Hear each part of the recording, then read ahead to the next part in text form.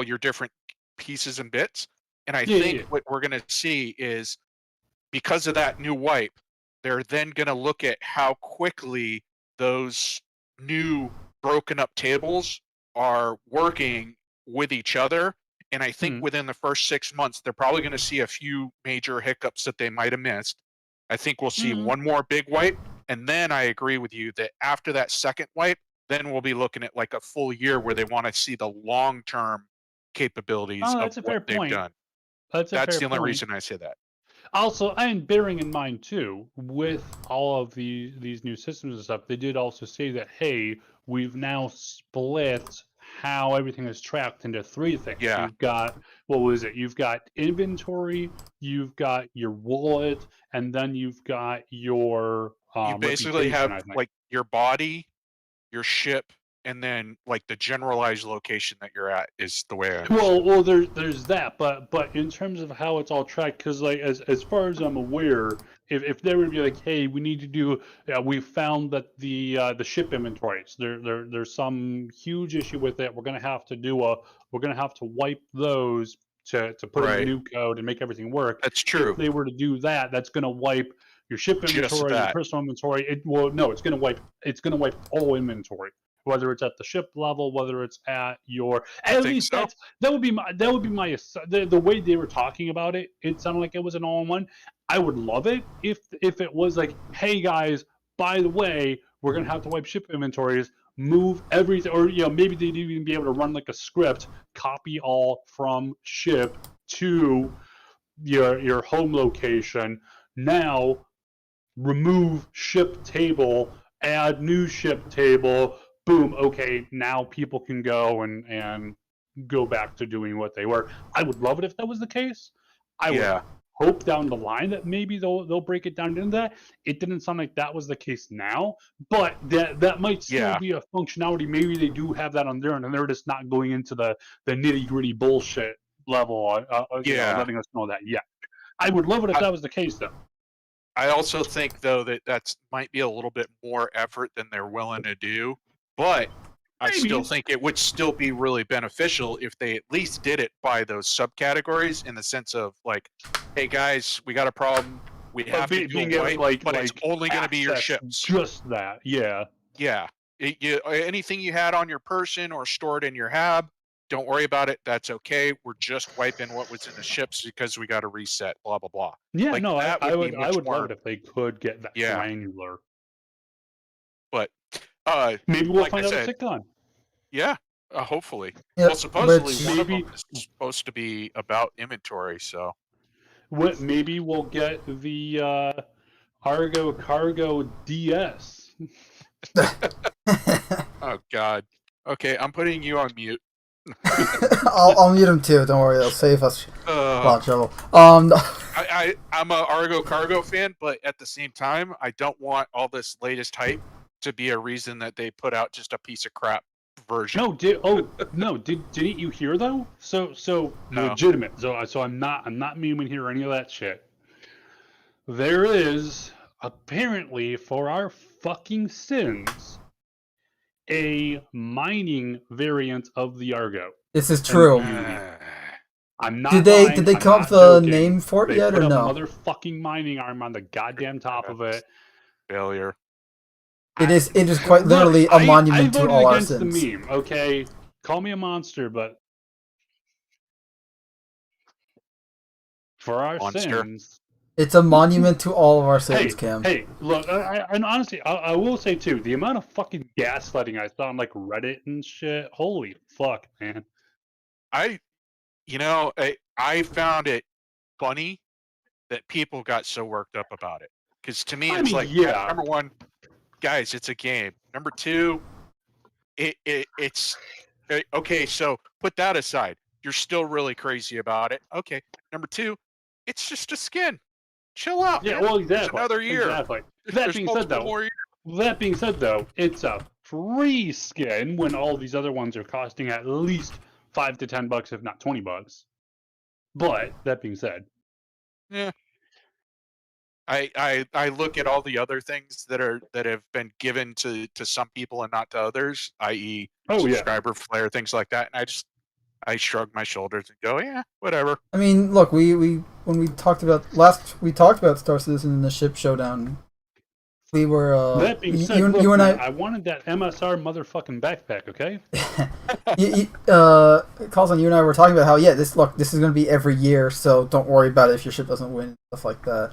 Yeah. I did see a good idea though that I kind of liked about the ship showdown, especially now that Star Citizen is still only growing bigger. The idea of having multiple categories of ship showdown. So like, hey, here's ship showdown fighters. Here's ship showdown cargo. Here's ship showdown miscellaneous, stuff like that. To where it's like, okay, let's have smaller but more focused groups of this, and then it's like, okay, the top one of each of those will get a fair brackets. Special. Yeah, exactly. To where it's not like, hey, here's the freelancer versus the Orion. Yeah. What do these two have in common? Yeah. Or here's the fucking Saber versus the Carrack. Huh? Yeah. Like just the matchups make no sense. Yep. I'm 100% behind that. Yep. Like, it needs to actually from first bracket all the way to the last one should be you actually having to go, that's actually.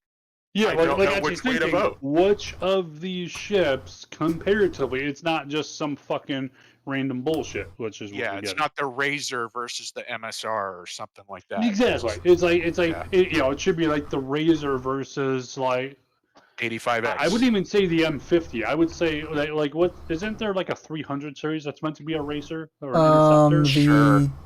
350R? Or yes, 350R. 350R was a racer. Okay, so yeah. I was about to say the 325A, but that would be incorrect. But still, I agree with you. Like, put them class for class side by side with each other, and for example, like putting, for example, if you have the Pisces versus the Argo, that I could see arguments going either way for it. Yep, I would see I would actually see the Pisces winning that. Outside of this year's meme central, in a normal world, I could actually see the Pisces winning that battle easily, just because of number one, armaments, jump capability, and the number of things that you can fit in the back. All combined. I mean, so many dead bodies. Wait, what? Yeah. You mean hey? You mean mobile loot carriers? Yes. Loot boxes. I do wonder what those are my loot boxes. Yeah. I don't think the officer is going to buy that one. But I do wonder with the Pisces, given that it does have the cargo crates in the back, I wonder if it's going to have, because they did at one point, I believe, say every ship is going to be able to carry at least at least like one rifle kind of thing. So that way you aren't just stuck with a sidearm, because you won't be able to have it on your back when you're in a cockpit. It's eventually. I'm wondering, will Pisces get a weapon locker or something, or a weapon rack? Or, is there going to be something? No, it's going to be something like I think every single ship is going to have to have at least do you guys remember the Gladius equipment video? There was a video does have that personal storage, which honestly that was cool to see. Yeah, and I like seeing that. But it might have it might have some little fold away panel or something, and boop, there you go, something like that. They might though, and again I don't know, they might go and be like, well, hey, it holds 4 SCU. The weapon rack is just whatever crate you go and you dump this shit into. That's it. I think I don't know. I would prefer something bespoke, but I think every ship is going to have kind of like a what the Gladius has, which is basically a weapon rack for maybe it's only one weapon or two weapons. Yeah, that's perfectly fine. One's perfectly fine. And then they're gonna, because the way they're doing the game so far, you're gonna have to have a suit locker for at least one extra suit, because they're talking about you're not going to be able to fly in certain suits. Yet, what happens when you fly down to a moon surface that requires, that has super a caustic cold or super environment hot or whatever. Yeah. No, exactly. Yeah. No, absolutely. So I think every single ship is going to have a bare minimum of at least, one rifle slot and a suit slot. Yeah. I hope so, because honestly, I think that would be beneficial just across the board. Just like I said, don't know how they'll take it. Yeah. Especially, I like especially how they did the Gladius, just in that it has just a little itty bitty little, and it's very reminiscent of actual like fighter jets, where it's like, hey, you've got this little itty bitty little locker that you can put your personal effects into. You know, you won't be able to access it while you're flying, of course, but there you go. Actually, that's where you put your shit. They actually have in modern day for certain fighters that don't have that internal access, they actually have a essentially it's the fuel tank, but it's not a fuel tank. It's just got a little hatch, and the pilot can put his it's just a locker essentially. Yeah. They talked about looking into doing something like that way back when. Yeah, I don't know. I'd like to see that brought back. Well, I mean, and the just Pisces. made a generic Look at the item. Pisces. That'd be a perfect example of having that. Why would I bother putting a 2 size 1 missiles on here when I could have 2 size 1 cargo pods holding, let's say like a quarter of an SCU each or half an SCU each, where I can put a whole nother loadout, a full heavy armor suit or a railgun or whatever. Yep, I'd agree. So I would love to. I want to see more versatility with this stuff, but I don't know how. But then again, also too, I'm still holding out hope, especially for because I keep going back to the Pisces. I'm still holding out hope that someday I might be able to put in one of the internal 2 SU spaces, like a bed with like a armor locker underneath it and a weapon rack above for a single rifle or something. Or I call it the configurable cargo pallet, which is just like what's used in a C-130 nowadays, only make it that it's basically one SCU in dimensions as far as ground surface, but it's just a flat plate that you can attach anything you want to it within the size confines of the height of whatever ship you're going to put it into. But essentially you can make that either put 2 of them together and that's a bed, put one of them that's 2 SCU tall and it's a locker that you can just throw anything into, or one SCU, 1 by 1 by 1 SCU, just it's a cargo box that you just chunk shit into. But it's you like, can hey, take here's that all those pallet rifles off. I picked up. Yep, take that pallet off, leave it in your hangar. You come back 2 weeks later, you're gonna go do a mission and you're like, I need that pallet in my Pisces because I'm gonna go grab something. And also too, just being able to land at your hangar where hey, I pulled my Pisces in. Hey, I need to go. I'm going on a combat mission. I need to go pull the bed pallet out and put in the one that has the 3 armor racks and 3 weapon racks, so I can outfit my away team here. And actually, it would be so awesome to be able to pull that thing out, and then let's pull the other one in. Okay, hey, everyone got your gear. All right, load it up on the racks here, people. We're moving in 15. Yep, exactly. Just like loading a C-130 or a C-17 without the diesel fumes. Yeah, hydrogen fumes instead. I love the smell of gas in the morning. Moving on. But anyways, are we live? I hope we are. We are. Which reminds me, welcome to episode 40 of Cast in the Shadows. We're back, and with Star Citizen, all Star Citizen today. So, yeah, we're talking about pretty much what we know of 3.15, and then obviously talking about inventory, because inventory is going to be physicalized in 3.15. You're going to have 3 locations, your home location, that's going to be like your largest inventory hub. It's not limitless. It has limits. You can only store so much. Was it that I thought it was that the home inventory was essentially limitless, but it's that your hab is not limitless, because otherwise we would just end up running out of space. True. And I don't think they're doing that just yet. So I want to say, and I could be wrong here, but as I understand it, I believe it's that your home location is infinite. Habs have a certain amount of space. Ships have a certain amount of space. et cetera, et cetera. Everything else has a set amount of space. Just because, like I said, otherwise you're going to be running out, and then it's like, oh, hey, I just bought this thing, and it has nowhere to go. That's going to be a huge problem. Yeah. I don't know, but let's just remember this is like tier 0.1 implementation of it. So Right. And we're definitely going to find out a lot more of these details at CitizenCon here this Yes, weekend. which fingers is crossed. this weekend. So. But yes, what is that going to be? I want to say, is it 7:00 Pacific? I have 7 no a.m. freaking clue. What they said, like 11 a.m. or something local time, but I have no idea what the local time is. So I think they're going off of UTC, but I'm not. I'm doing a check right now. well, because they have five now 6 studios across the world. Which one is it? What's their local time? That's that's why they're going off of UTC, which for other people who don't know, that's also the same as like Greenwich time. Yeah. So, you basically is it also Zulu time? Yes. Yeah. Zulu Not time that anyone as well. ever uses Zulu time outside of the movies. Yeah, pretty much. Let's see. What is it? Where's CitizenCon? Where's the schedule? If you have to ask, you can't afford it. I have the schedule here. It's 11 a.m. October 9th.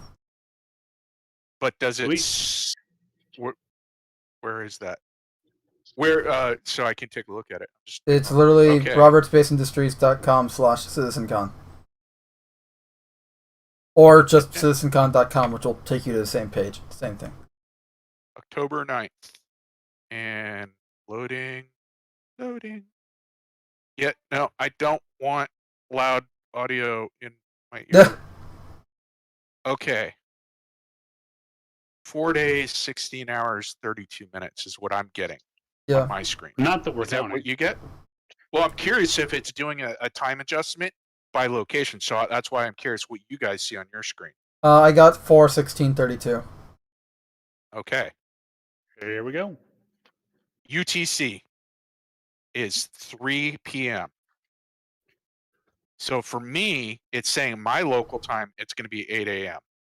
What's your time? Like what time? West Coast. Okay, so that's 3 hours behind us. Mando, you're in Eastern time, right? Yeah, Mando? yeah, we're both in the East. Oh yeah, bedtime zone. Not that I'm biased. Sorry, I didn't want to hijack, but I wanted to make sure. No, it's good. Issues. But I do want to stay on the topic of 3:15 because the CitizenCon rabbit hole is a deep one. I'm already down it, man. I'm down this hole. It's huge. When it does drop, if I remember right, they had said all the videos are dropping at once. Oh, did they? I believe so. I was actually fully expecting to just a video a day, or at least like 3 videos a day or something. As far as I understand it, it's not going to be like a presentation like it has before. It's going to be, here's all the panels, bam, there it is. That's great. That means that we can just pick what you want to watch instead of drib drab or waiting stuff that you're not interested in. The best part is you don't have to wait. You can just watch what you want to watch. What was it, like 2 years ago, where they said, "Oh, we're only going to show like certain ones, but then we're going to release the other ones later on," and it was like a week later. Yeah, 2019. I know what you're talking about. I think it was like a day. No, there was a couple of videos that I kept looking for. Oh yeah, no, I do remember that. And it was like a week later. Oh yeah, for you YouTubers. Okay, so for anyone that's watching, you're going to be seeing our Discord server. I apologize, but I'm going here because I put each of the Discord to the light. The what's your face the videos that they put out. I put each of them in as they came out, and there are several days where there was no video. The last video was the Terra Firma one, which came out I think December 13th, and the first video came out in freaking November. Yeah. Yeah, you got to remember they're they're in league with Amazon, and Amazon also controls Twitch. So that's why they're trying to push like everything towards Twitch. And so that was their incentive program, was like, oh, well, you know, there was just a delay see for it now, it's over on Twitch, but if you want it on YouTube, you'll have to wait. Yeah, it's essentially here's it live, and then you have to wait like up to 2 weeks to watch the video itself. Yeah. But again, I'm glad that that's not the case this year. Yeah. Because it's all going to be at once. That's a positive. But back to 315. Just real quick, yeah, 315 for anyone who doesn't know or forgot or whatever. We're getting healing, like Death of a Spaceman, or at least first implementation of the systems necessary for Death of the Spaceman. We're getting obviously physicalized inventory, and there's a third one. Why am I blanking? You know why. But yeah, pretty much we're just getting a bunch of stuff, new stuff, and it's all good. We're getting the Redeemer and Ares ships. That was it. However, they're not coming in 3.15.0. They're coming in 3.15x patch. So it could be anything from like 3.15.1, 3.15.2, 3.15.5, if they do that. But it's it's a lot of good stuff, a lot of big changes too. The healing alone is a huge. Gonna change how healing and inventory are just gonna be a huge combination. But I'm thinking just from like from a player like event standpoint, right? Like players that do those events where you have two teams of players going at it. That the inventory one doesn't change all that much. I disagree.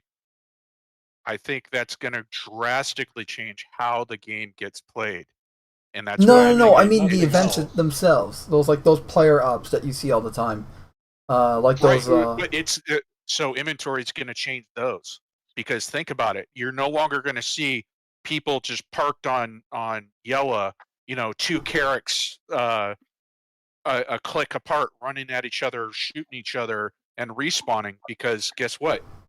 Now you got to go. No, but that's what I'm saying. The inventory one isn't going to change that. Yeah, the medical gameplay will completely change it. No, the inventory will change it, because you need it. Now you will no longer have the consequences of death, though.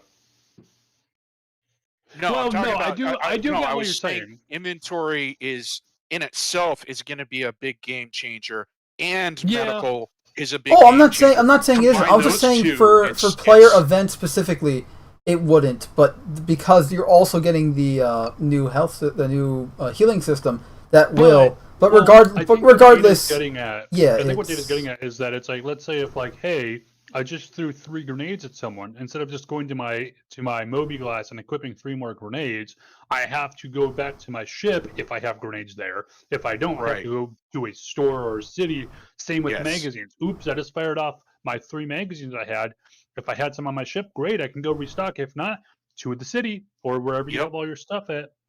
That's what I'm talking about. That's what impacts the gameplay.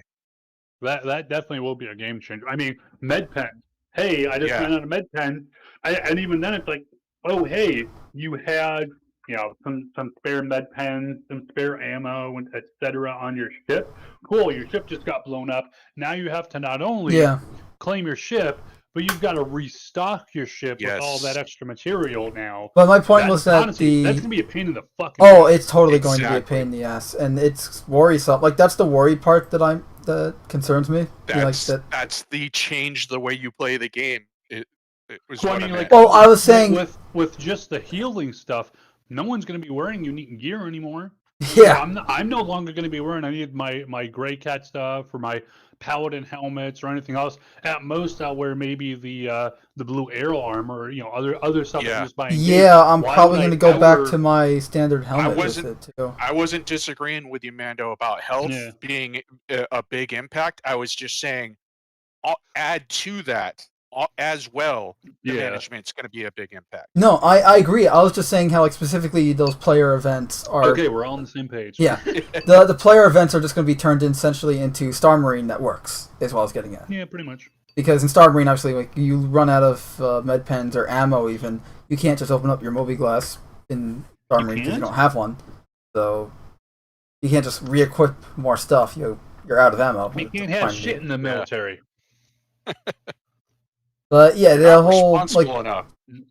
pretty much. Really. I will say this though, it's going to make search and rescue. This fucking 50 cal, but you aren't responsible enough to go and be able to do anything else. Yeah. Yep. But yeah, okay. Whatchamface, the medical gameplay is going to definitely make search and rescue missions viable now. Okay. Yeah. How many things do you think are going to be pushed back on Wednesday with the roadmap update? Ooh. Let's take a bet on numbers. I'm gonna go with 7. Has been delayed as a patch. Yeah. Now, are we talking about the progress tracker or the or release view pushbacks? I'm talking progress tracker. Oh God. Oh, that's gonna be a lot. Yeah, I do half of it. I'm changing my number from 7 to 700. Yeah. That's gonna be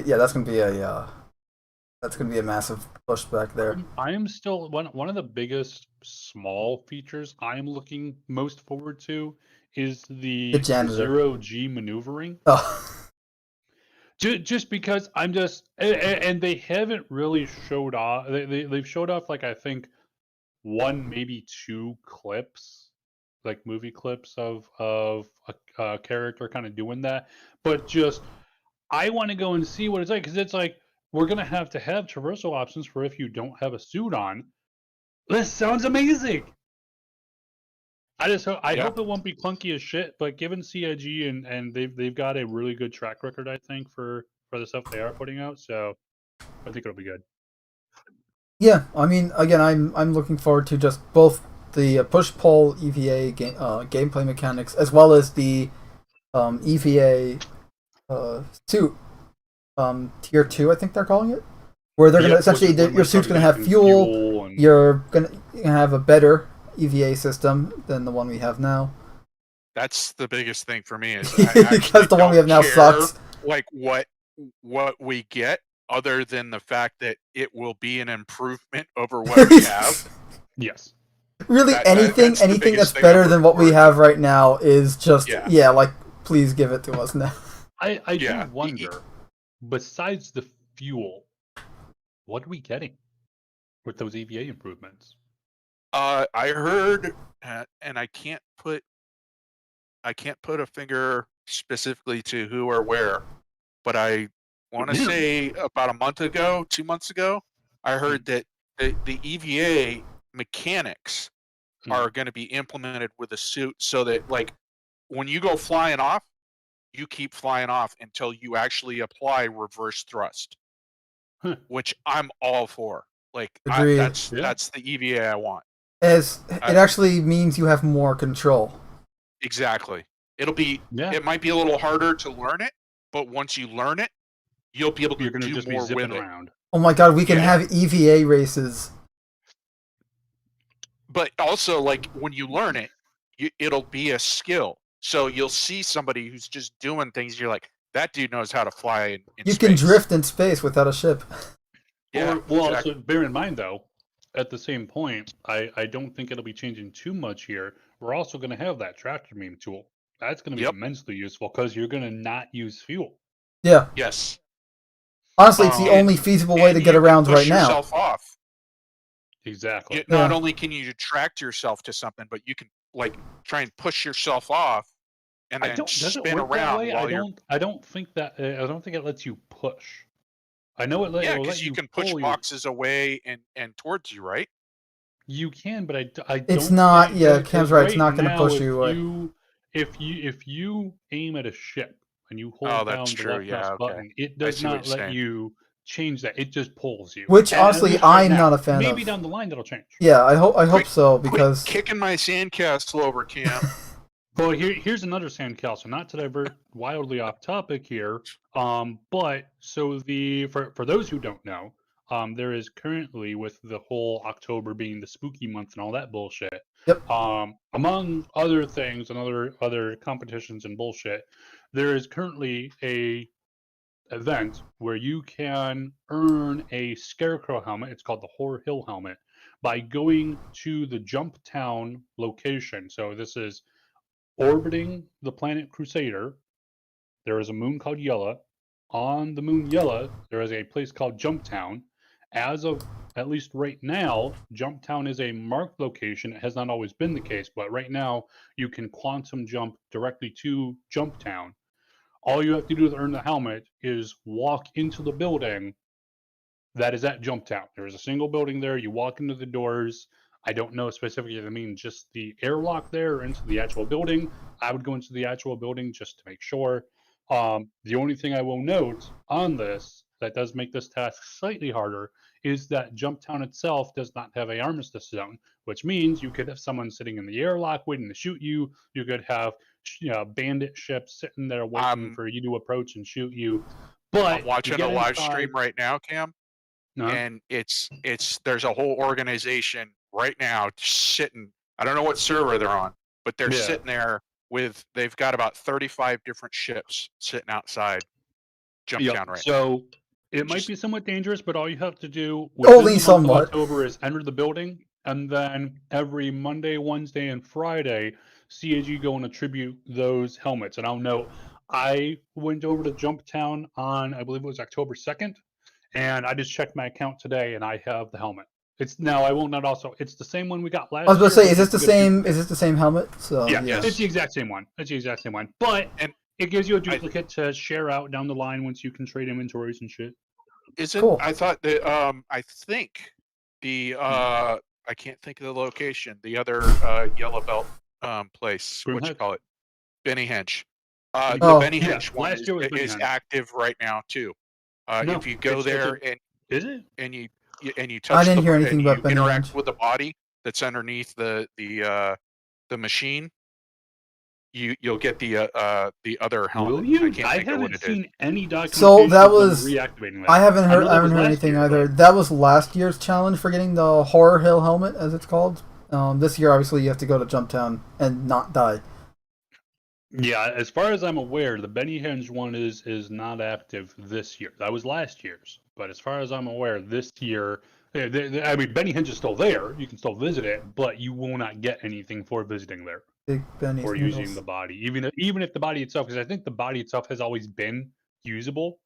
Yeah, it's been there since Benny's Henge existed. But I don't think, at least right now, if you go there, if you use the body, I don't think you get anything for it. Okay. I could be wrong, of course, but I thought I remembered somebody just like yesterday saying on one of the streams that it was active. You can try. I haven't been to Benny Henge in a while. We can head over there. Maybe there's some secret thing we don't know about, but. Well, as far as I know, it's just they activated it for that to get that other helmet. Which other one? You mean the Vanduul Helmet?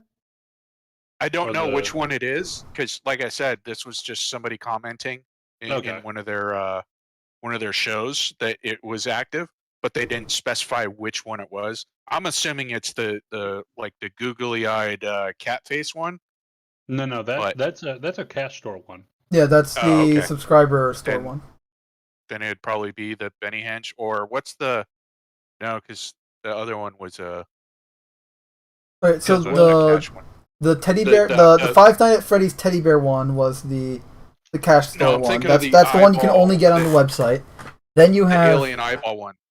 So what information we actually have here? I'll actually put a. Well, that's what I'm trying to say. If you want, you've got the teddy bear helmet. You've got the Horror Hill helmet, which is like that the one with the goggles, with the hood.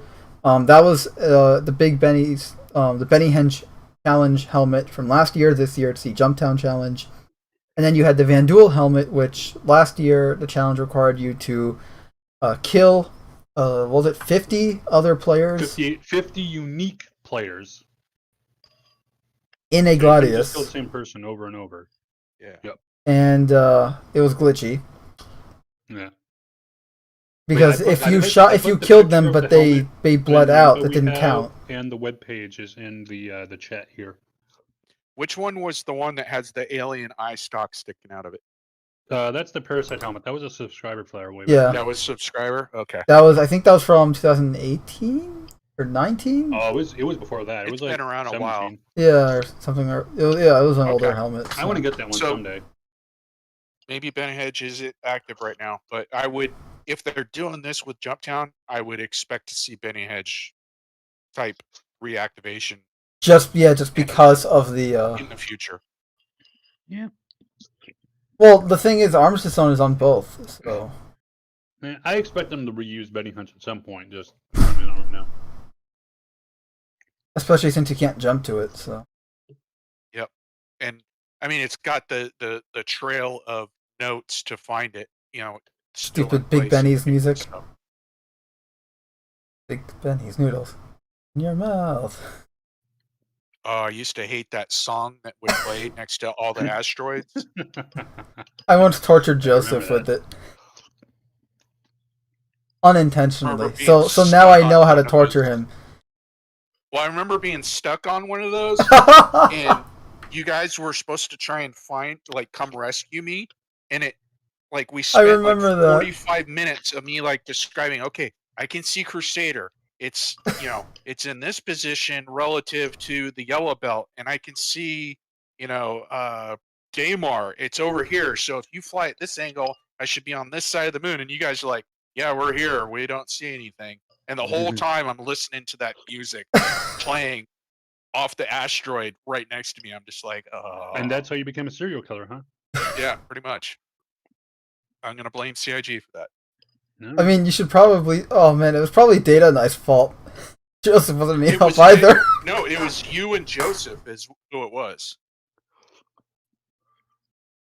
that were trying to find me. Yeah. Yeah, we never found you. Would have solved all of that if I had a compass. Yeah, or really any heading markers on your HUD. Yeah. Hell, not even if you just had the distance number of your location to Crusader. And to the moon that you were in orbit around. Just those two would have helped drastically. Well, this was also back before we had the jump markers. Well, this is before 3 points. This is 3.6. I know 2.6. This was 2.6. Yeah. So it was before 3.0, before landing on planets and all that. Yeah. Talking early days. Yeah. The only other planet was Daymar, as I recall. No, we had Daymar, we had Yella, and we had Selen. We had Korea, which had Selen in the background, but I think when we first got the drop, I want to say we had Daymar and we had the moons, right? You mean Crusader and its moons? Crusader and its moons, yeah. Yep. Yeah, because Korea was around, and you could go down to Selen, and you could go down to Yella, and go down to Daymar. And Daymar was just insane because that was the first real planet that was they had showed that we were able to now go to. Yeah, and it was it wasn't, an ice ball like Yella, and it wasn't, just hidden into a city like Selen. It wasn't just here's the moon, like Luna, the moon. Yeah. It was like a desert world that had a somewhat bluish sky and all that. Anywho, so back to 315, present day Star Citizen, or to be present day Star Citizen. So we're getting a healing inventory and the new missions. That was what I was forgetting. The new missions, the infiltration missions essentially. It's like an update on how the bunker missions work. And they're going to be multi-objective. Like defensive missions, offensive missions. Yeah. It does look like it's a pretty decent update here. And they're going to be randomized, so this way you don't get burnt out on them too fast. Because they're not all going to be the same. They're going to be randomized. Like, oh, this mission might be a defend object, while this other one is a destroy object, and this one's a defend person of interest. This one might be, locate person of interest. This might be just kill everyone there. There's going to be objectives, not just shoot people. Kill everyone there. Okay. Hey, I need an airstrike. Yeah. I need that Moab. So I stole a antimatter warhead from Hurston, and well, I mean, technically it's going to just keep going. We're also getting a new. We're getting the revamped Broken Moon map from Arena Commander, and you can see it on screen right now, and it looks great.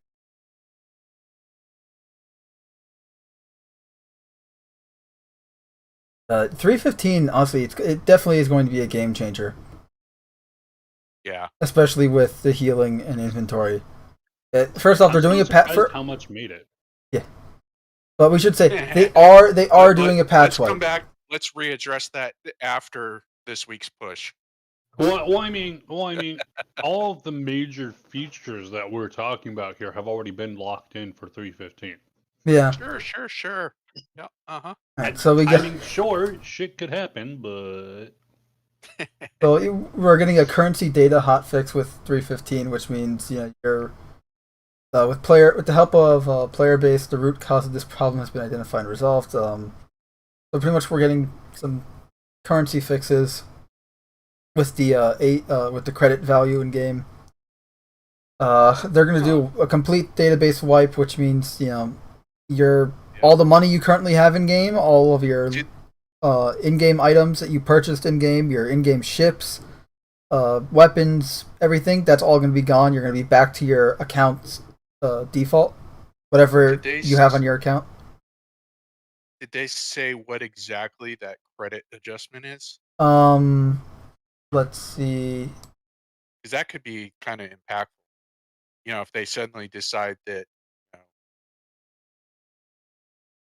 everyone's credits are go down by 100 creds a mission. Yeah.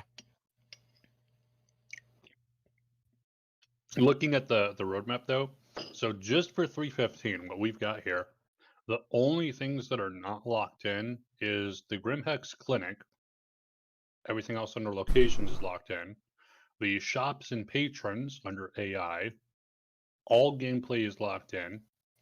All 4 ships are not locked in. So their beamer is not locked, the A2 is not locked, and both Ares variants are not locked in yet. Weapons and items, the multi-tool healing attachment and the standalone healing attachment are both locked in. And then the 2 S7s, which are for the Ares variants here, those are both not locked in. But I mean, everything else is already locked in and said committed. Yeah. So I'm not disagreeing with that. I just don't believe locked in means locked in until they prove it. That's all. That's fair. No, that's fair. Yeah. Understandable. I want you to be right. I want to agree with you, and why can't I be left? Pushing for it for 100%. Okay, I want you to be accurate, but I just based off of the past track record, I'll believe it when I see it. But yeah, we're getting back to the whole database thing though. Stay on target. Long-term persistence. Yeah, right. So items, wallet, and reputation is all going to be wiped. But they're not specifying what their credit adjustment is. Going forward, specific parts of LTP, which is the long-term persistence, which is items, wallet, and reputation, is going to be wiped without affecting any other parts. All 3 parts of long-term persistence will be wiped in 315, so everything. All your account attributed items are safe because they're tied to your account. Nothing happens to them unless something happens to your account, which nothing will unless that's only something you can do. Ships bought with in-game money will be wiped. They are under items pillar. Plus all the components that you bought. Yeah, that's all going to be items. Weapons, armor, ammo. Okay, but who the heck buys components in game? I do.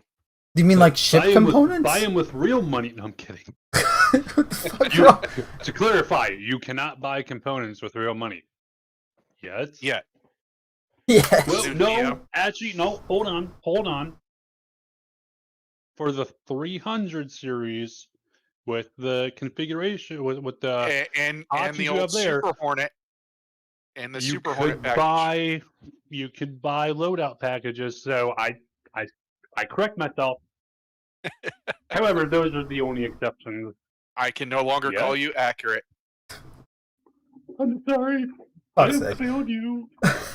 I'm glad you brought that up because I'd forgotten about that. You used to be able to buy. I actually forgot that they still charge you for the customization there. That's there's rumors from the leak server that some coding was found to allow potentially. This is highly in the air and murky, but some coding was found that would apparently allow you to go and set a primary and secondary color for your ships. Well, yeah, they've been working on that for like 5 years now. Remember, they were gonna beyond the stuff they've been using on the back end, but a front end tool to be able to do this. Yeah, because don't forget, what you call it? I can't think of the name right now. Crows. Cousin Crows. That's potentially going to be where you go and select what color scheme you want on your ship. I'd be down. Well, so that I can totally see that really being. Need you to go there? I would think any place that can handle repairs will be able to paint your fucking ship. Crows is supposed to be a aftermarket modification store. So it's where you go to get like ship components adjusted and potentially like customizations to your ship. And to me, that implies painting, like paint schemes. But you can probably go to any Dumpers Depot or I would expect any place that can do ship repairs will be able to just as well paint your fucking ship. Well, that's just that's what I'm getting at. Is there's no other place that is going to have that ability currently to repair your ship. Like, I don't mean just like a quick landing pad repair. I mean like major structural change type repair type stuff. I'm talking just like just regular old. Yeah, I got. What about the Dumpers Depot at ArcCorp? Yeah, exactly. But Dumpers Depot is just where you go buy a component. You can't actually. Except you look at the background in the shop. Has a repair bay. No, that's a disassembly bay. Same difference. The Dumpers Depots, they're stripping things down. We are just talking about just giving literally a new paint of one at a time. We are literally just talking about giving a new coat of paint to a ship. You don't need to be an expert to do that. Right. Shit, I should be able to do it with my fucking multi-tool if I want to spend fucking 3 hours doing it.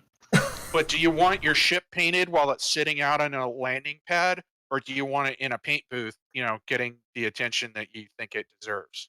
It depends. Do I want to be in and out of there to lose the coppers in 3 minutes? Okay, GTA Cam. You think you were getting the reference? I just, my understanding is that the idea of letting us change colors, and I'm not even going into like how many variations or what we actually will be able to do with it. But my understanding is the basic concept of it is around the corner.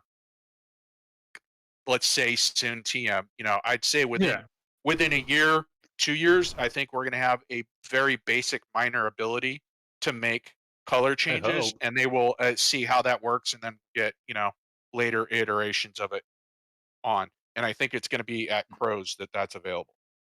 Yeah, I mean, I could see it, and especially too if it's like, if it's like, hey, I want my ship painted red. Okay, that'd be something simple. Hey, I want to go and have a fucking digicam pattern across the top of it and have the bottom of it be all black. That they'd be like, that's nice. Go to some fucking custom. Just like with your car. Just like with your car. You know what would be hilarious? They say, I'm sorry, you're going to have to go to the website, CIG.com. That'd be terrible. I never ever want to see a reference to CIG in the game except for the fucking initial load screen. I mean, we already have RSI in the game, and obviously RSI, the RSI website. I'm fine with. They put enough lore out there, enough backing on it that I'm like, okay, sure, I'll buy that. But hey, Cam, I think you can fit more in your mouth right now. Hey, I'm chewing on a croissant. We can tell. Yummy. But anyways, stay on target. Stay on target. So the wipe, the reason for the wipe, besides the obvious, is due to the upcoming changes in how items inventory will work, which obviously we just covered. It's going to be inventory. It's going to be all physicalized. You're going to have your home city or home planet inventory, then your HAB inventory, your apartment inventory, then your ship inventory, which will differ based on the ship, and then your personal inventory, which you can only carry literally what you can carry on you. And just for people so that they're not confused, don't think of it this way. You've got your area inventory, which is like your local home base. Like within, let's say you pick RCorp. So as long as you are within RCorp, you will have access to anything that's in that inventory. And that's what Cam was talking about earlier. That's the unlimited version. Well, no. Your HAB may or may not be at RCorp. Think of it as like you go and you get a HAB at an apartment. Benny Hedge. Or not Benny Hedge. You're living in one of the machines. at New Babbage. That's where your HAB has an inventory, but it won't be as big as the inventory that's available back at RCorp because that's your home base. And then you've got your ship inventory, which is even smaller. So think of it as like tier levels in size down. Coulson, I now want to have Benny Hedge. Like open the door to the. Oh no, this would be perfect. Plan to relocate a home habitat. No. One of the machines is a dummy machine that you open the door and it takes you to a flight of stairs that goes inside the asteroid, which happens to be this entire base. Okay, honestly, that would be cool as hell. Yeah, it's like the whole Benny Hedge was there just to act as a marker for this one guy's. Yeah, honestly, that would be amazing. It's like, some kind of secret code is put in or whatever else, and it's like, oh hey, here's the secret base. And it's just like, what? Well, also you have to guess which of the machines it is. Yeah, that's what the EMP is for. Yes, it's almost like and we already have stuff like that with the Mercury Star Runner, the White Queen. Placed on the whole coaster opens a secret entrance. It would be like that on a life-size scale. You can actually expand that out because think of all the different yellow belt asteroids that have those little radio tower with a blinking light on them. You could make each one of those like have a secret built into them. Secret. Maybe they already are bases. We just haven't gotten inside them yet. Well, one thing I was going to say before we get too off target was one thing that I am greatly looking forward to with the new inventory changes. Yeah, once we're decently settled and we all built up our stockpiles of gear and everything here, is being able to be like, oh hey, some new player comes in or we have a free player or something like that. You're just showing people around being like, oh hey, by the way, here, let me get you some armor and some weapons. You can get weapons right now, but armor, it's like, oh, you're stuck with your plate suit until I fly over to one of the cities here and you pick something up. But now it can be like, oh yeah, here you go, here. Well, you like lighter armor. Take whatever's in that locker. Here. Go for it. Yeah, here's a box. Exactly. You go in the changing room, put it on, you'll be good to go. Yeah. I mean, that I really can't wait until it's like I just open up my Carrack. All right, what's one of these suits you like best? You can pick any one you want, except for they're all in those armor lockers, right? Yeah, exactly. Yeah, which totally don't double for prisoner pods. I forget. I think it was bacterium I locked in one of them once. Yeah. I had someone do that the other day. Like I was showing them my Carrack and stuff, and they were like, "Ooh, what's this do?" And they're like, "Can you like a minute later, can you let me out?" Like they managed to just lock themselves in it. I'm just like, yeah. Nice. It was funny. It reminds me way back when, I'm showing my age here, but way back when there was this game called Jedi Knight Jedi Academy, and it had a pretty extensive modding scene for it too. And so you had all kinds of like custom maps, custom vehicles. I mean, everything from I played the hell out of that Trench Run being remade, all kinds of shit. So anyway, I'm exploring. I would love to just download maps and just explore them and see what did the person make, what kind of secrets does it have, that kind of stuff. I found this one and I'm like, okay, I'm just exploring around. I see walk over to this hallway and I see something at the end of it. Walk over there and there's a button and it says "Do not push." I go, huh? Well, that's interesting. And of course, I push the button. I wait for a second, and I'm like, huh, nothing happened. Okay, interesting. I turn around, and I'm like, huh, that's weird. Why is there suddenly a clear window here where before there was an empty hallway? Then I look down, huh, that's weird. This little space is filling with water. Interesting. And I died. Deservedly so. One of the cooler things I played in that game was someone made a recreation of the Bespin duel with what's-face with Luke and Vader, and it had like all the gimmicks and stuff in it. Default maps. Yeah. No, that was good times. Yep. Back to the wipe. Speaking though. Of Star Wars, back on target. Back on target. So yeah, everything that you've accumulated in game is going to be gone with 315, so that you'll have to accumulate all that stuff. So just to, because I've seen a lot of questions here over what does that mean. So if you go to the website and you go to so you're on the website, you've signed in, you go to the top right corner of the screen when you click on the little account button up there, and then you click on My Hangar. Anything that's listed there on the website, you keep. Anything that's not listed on there, you don't. That's it. Yep. And obviously, the obvious reason for why the wipe is necessary is because it's going to fix a lot of account-related issues that players have been unable to resolve using character resets. So. And all the items got to be like broken down into their all the new categories and coding and. Yep. They also note here saying that they are working into exploring the possibility of awarding credits, AUEC, post-wipe to those who participated in Xenothreat. So we might get some extra money because we played Xenothreat. I'd be down for it. Okay, then apply that retroactively to every single thing anybody's ever done in the game since it. Oh, they didn't say for every single out. thing. They said just for Xenothreat. And that's why I'm not a fan of it, because you're giving those specific people special attention. Who participated in an in-game event? Yeah, absolutely. What about the ones who did it? Because that's the second Xenothreat. What about the first one? How come I'm not getting money for that one? To the wipe. They're only. I can the argument being. I get what you're saying. But the fact that you had the Xenothreat event, the second one, so close to this major wipe, it's kind of like, well, what was the point? Oh, well, we're going to... And also, too, I'll note, by the way, this was entirely, at least as far as I understand it, this was entirely CIG's idea. You didn't have people going, why aren't we getting... No, they did. That's what started them. I mean, you always have some people doing that, but I did not hear any large-scale, huge complaint from the community. Most people, when they heard there were a wipe, was like, yeah, it's fucking time. Let's do this. I did not hear anything on like, oh, why'd we do Xenothreat if we're just going to get wiped? It's like, because they're testing events. Duh.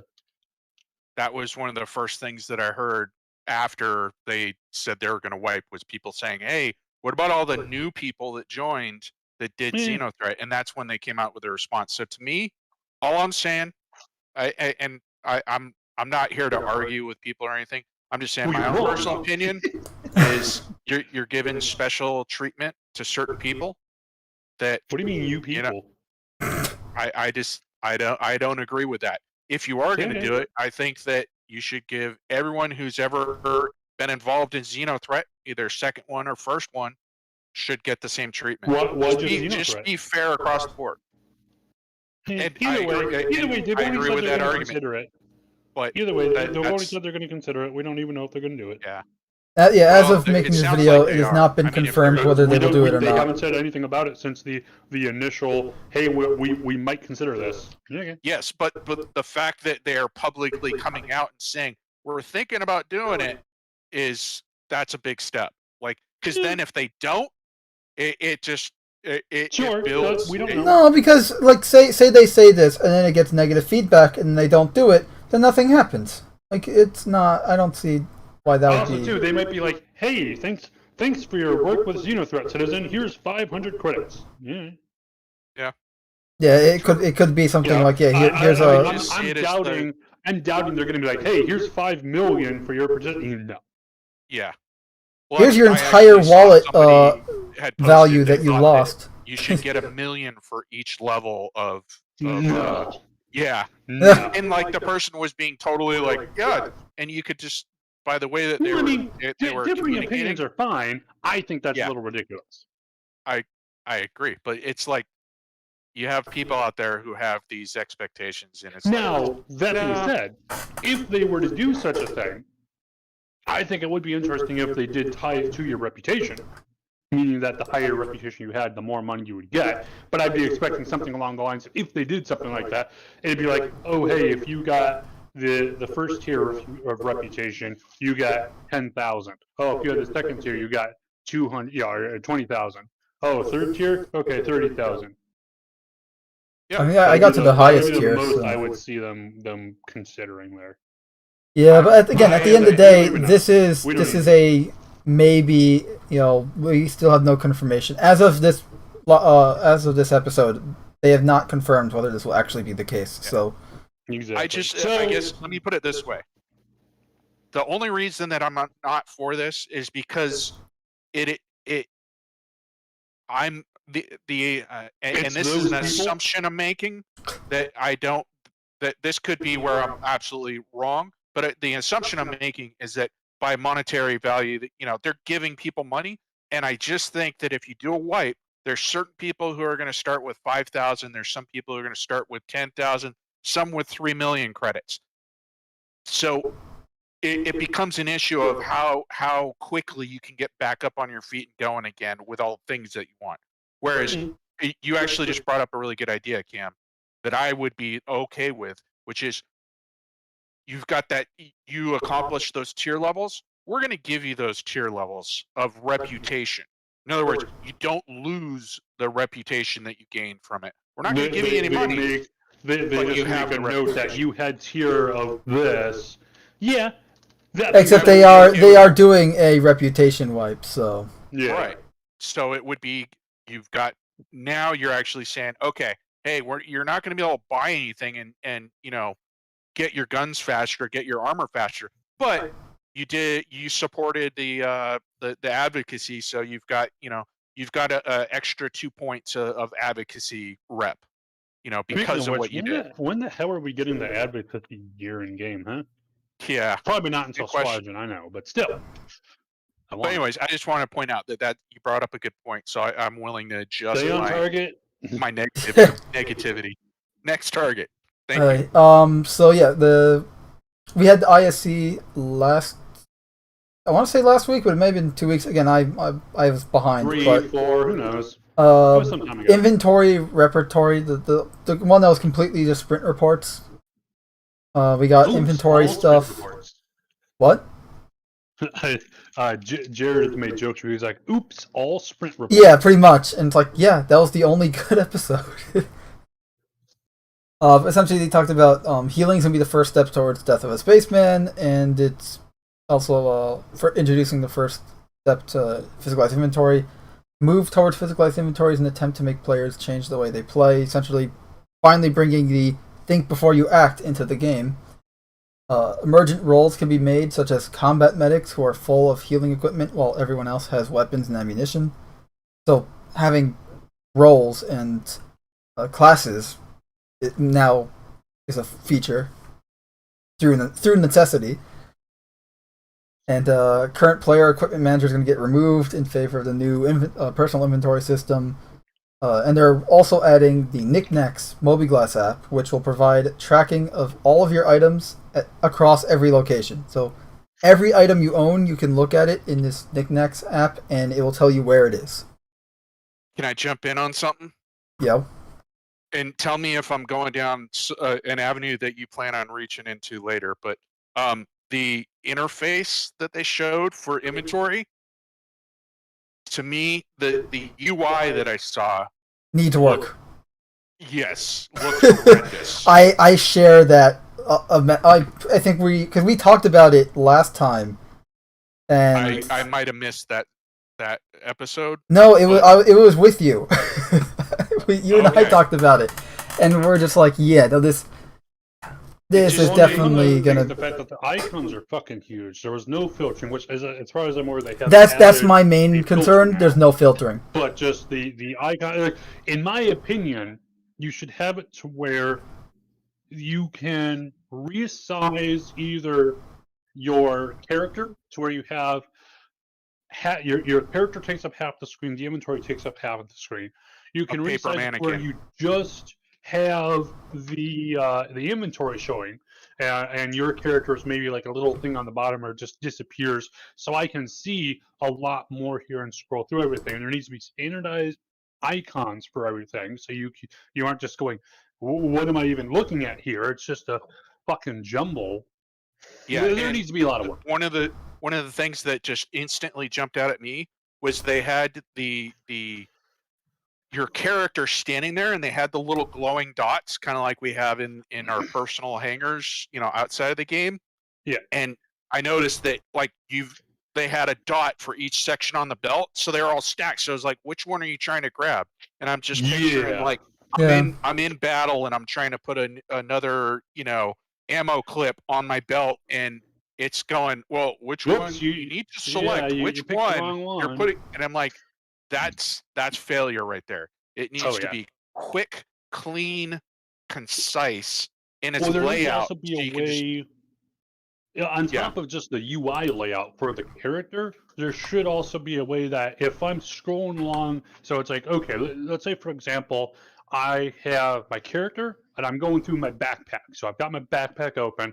I have extra magazines there. There should be an option to go and just looking at a magazine that's in my backpack to just say equip from the magazine. I should be able to get a drop down menu. I'm just thinking like a drop down. Like I don't even want that. I want a quick mouse button click to my only problem with double click is it might happen accidentally too often. It's like you have some kind of input issue or some shit like that. And no, I didn't want to equip that. I don't mean what I meant by double click is just a button push. A simple No, I click, got it. like instantaneously in combat. Need it done right now. I don't care what slot it goes into. It's just it goes to the immediate use item, whatever I'm holding, or something like that. Basically like Arma or what you call it, Tarkov. That kind of a inventory system where you just drag, drop, go. If you have to sit there and mouse over and worry about, did I drop that in exactly the right slot and is it oriented in the right direction? That doesn't work in inventory, especially in combat. Anyways. Yep. Yeah, it should auto navigate to its allotted slot on your person. Exactly. And have search feature. For when I got 3,001 items in my backpack and I need only one thing. You mean when Mando rebuilds his stash? Yes. Yeah, exactly. When he dumps I'm now imagining the mega backpack that holds all of my guns.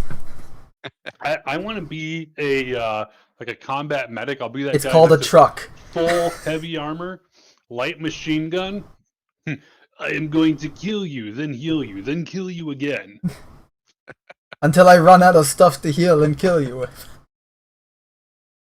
But yeah, so I just wanted to point that out since you're on the topic of the personal inventory stuff being shown. That was one comment that I noticed I wanted to make when I first saw the show. I was just like, the UI, that's not good. But there are some positives with it, such as backpacks are no longer going to be tied to the chest pieces. Yep. So, for instance, I can have the rucksack, the yellow. So you're saying they're actual backpacks, i.e., standalone backpacks? Yeah. Oh my god. Like that yellow rucksack. First off, it's going to come in another color. That was my attempt at sarcasm. I apologize. And I know. That being said, I was kind of just dismissing it.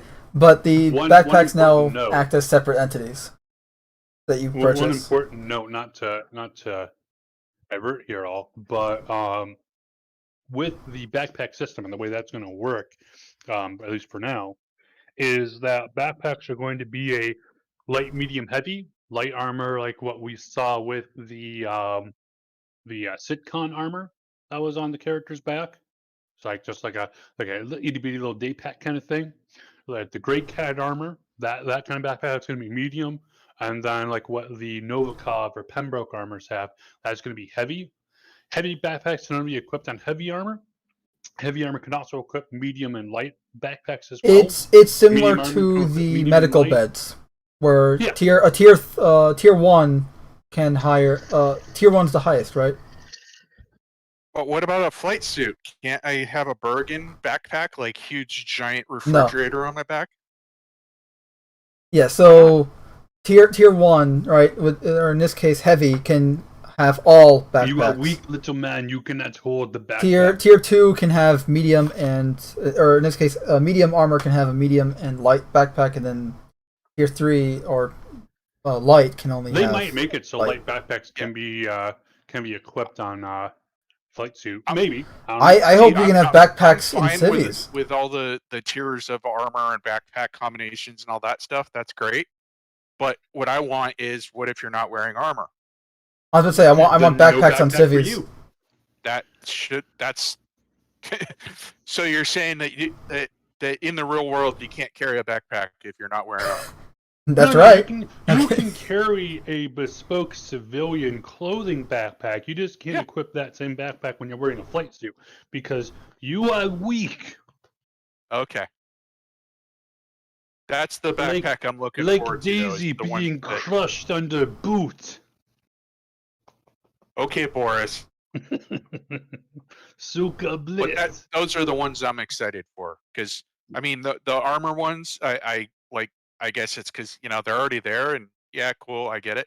But I kind of want like the adventure of people who want to just go running around without that stuff on and still being able to carry stuff.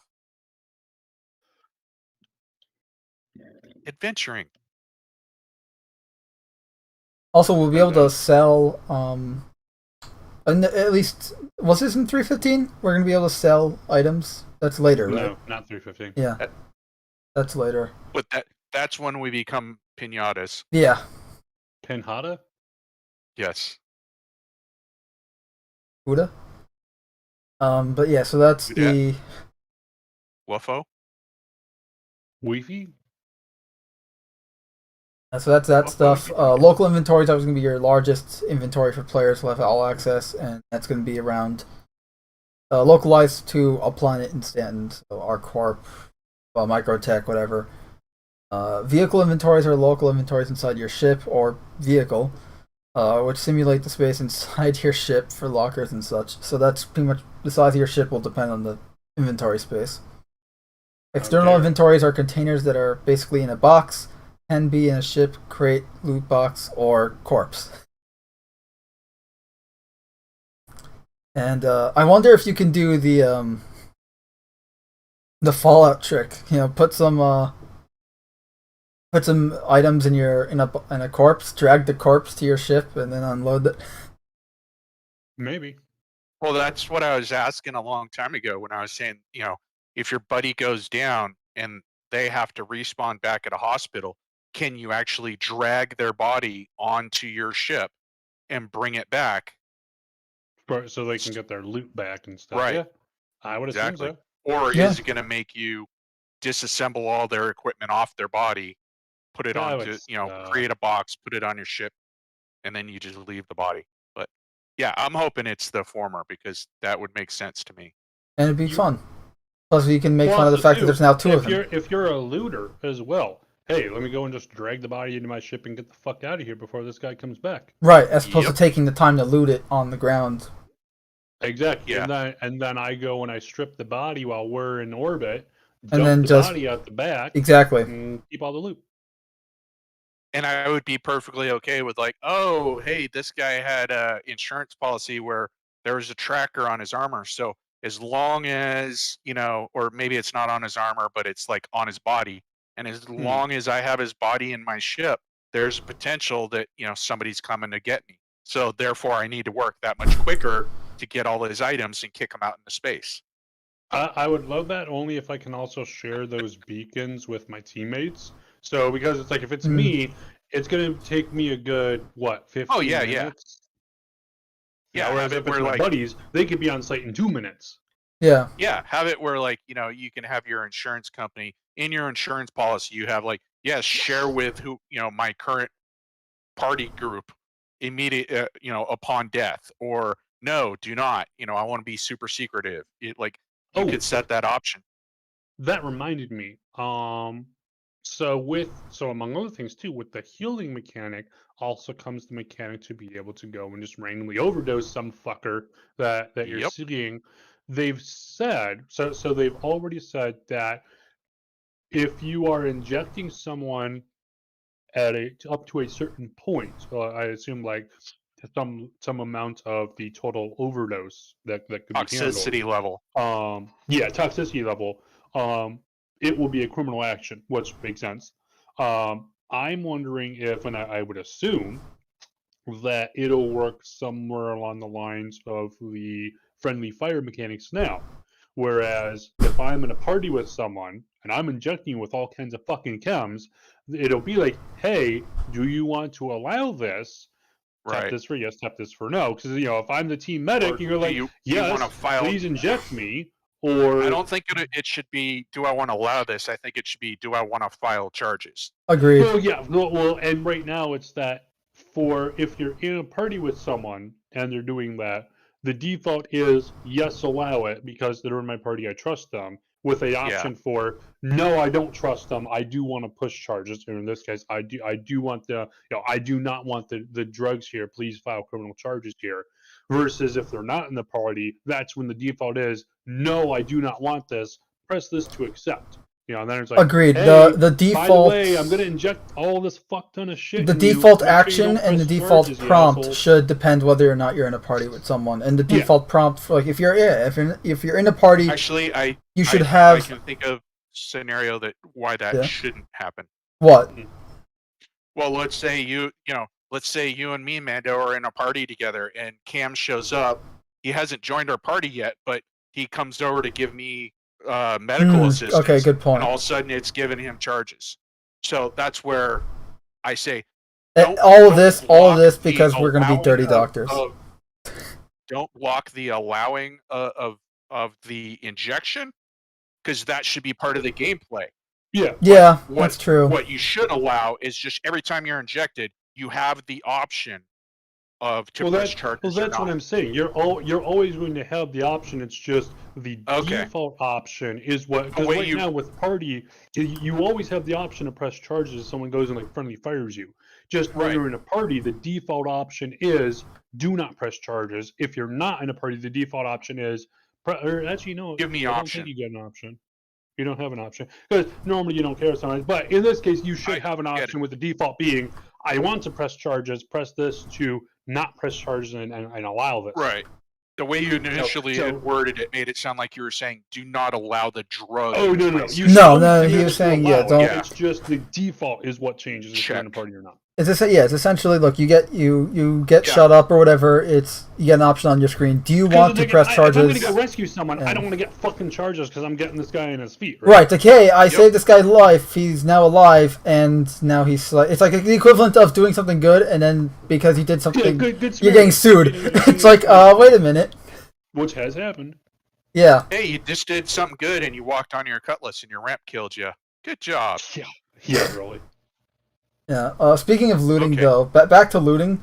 Bodies seem to be fully lootable upon kill. Shows players removing a chest piece and spawning a box that contain it. Backpacks are now separate entities. You can drag small, medium, and heavy backpacks into the armors of the same type, as we already discussed. Opening your inventory, which is used by the I key, will show your personal equipment on the left with your local inventory on the right, with a drag and drop interface to move in between inventories or onto the player. Purchasing, how do I find the equipment I bought? And then that goes into the Knickknacks app that we already talked about. I just thought about it. I want a default setting for any grenades that I'm carrying. If I die, they go off. That'll stop me from so essentially dead man switch. A literal dead man switch. Yep. That would stop the whole community from treating everybody like a loot pinata. Yep. Hey, Mando. Yo.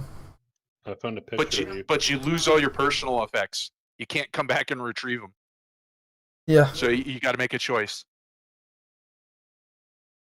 Would be Sorry, interesting. go ahead, Cam. What did you send me? Oh, No, it's gonna be me. Tell me I'm wrong. In verse, we don't carry gun. Gun carries us. Reload? You mean re-gun? This is going to be me in Star Citizen. I used to see that picture on all kinds of different bulletin boards in Arma.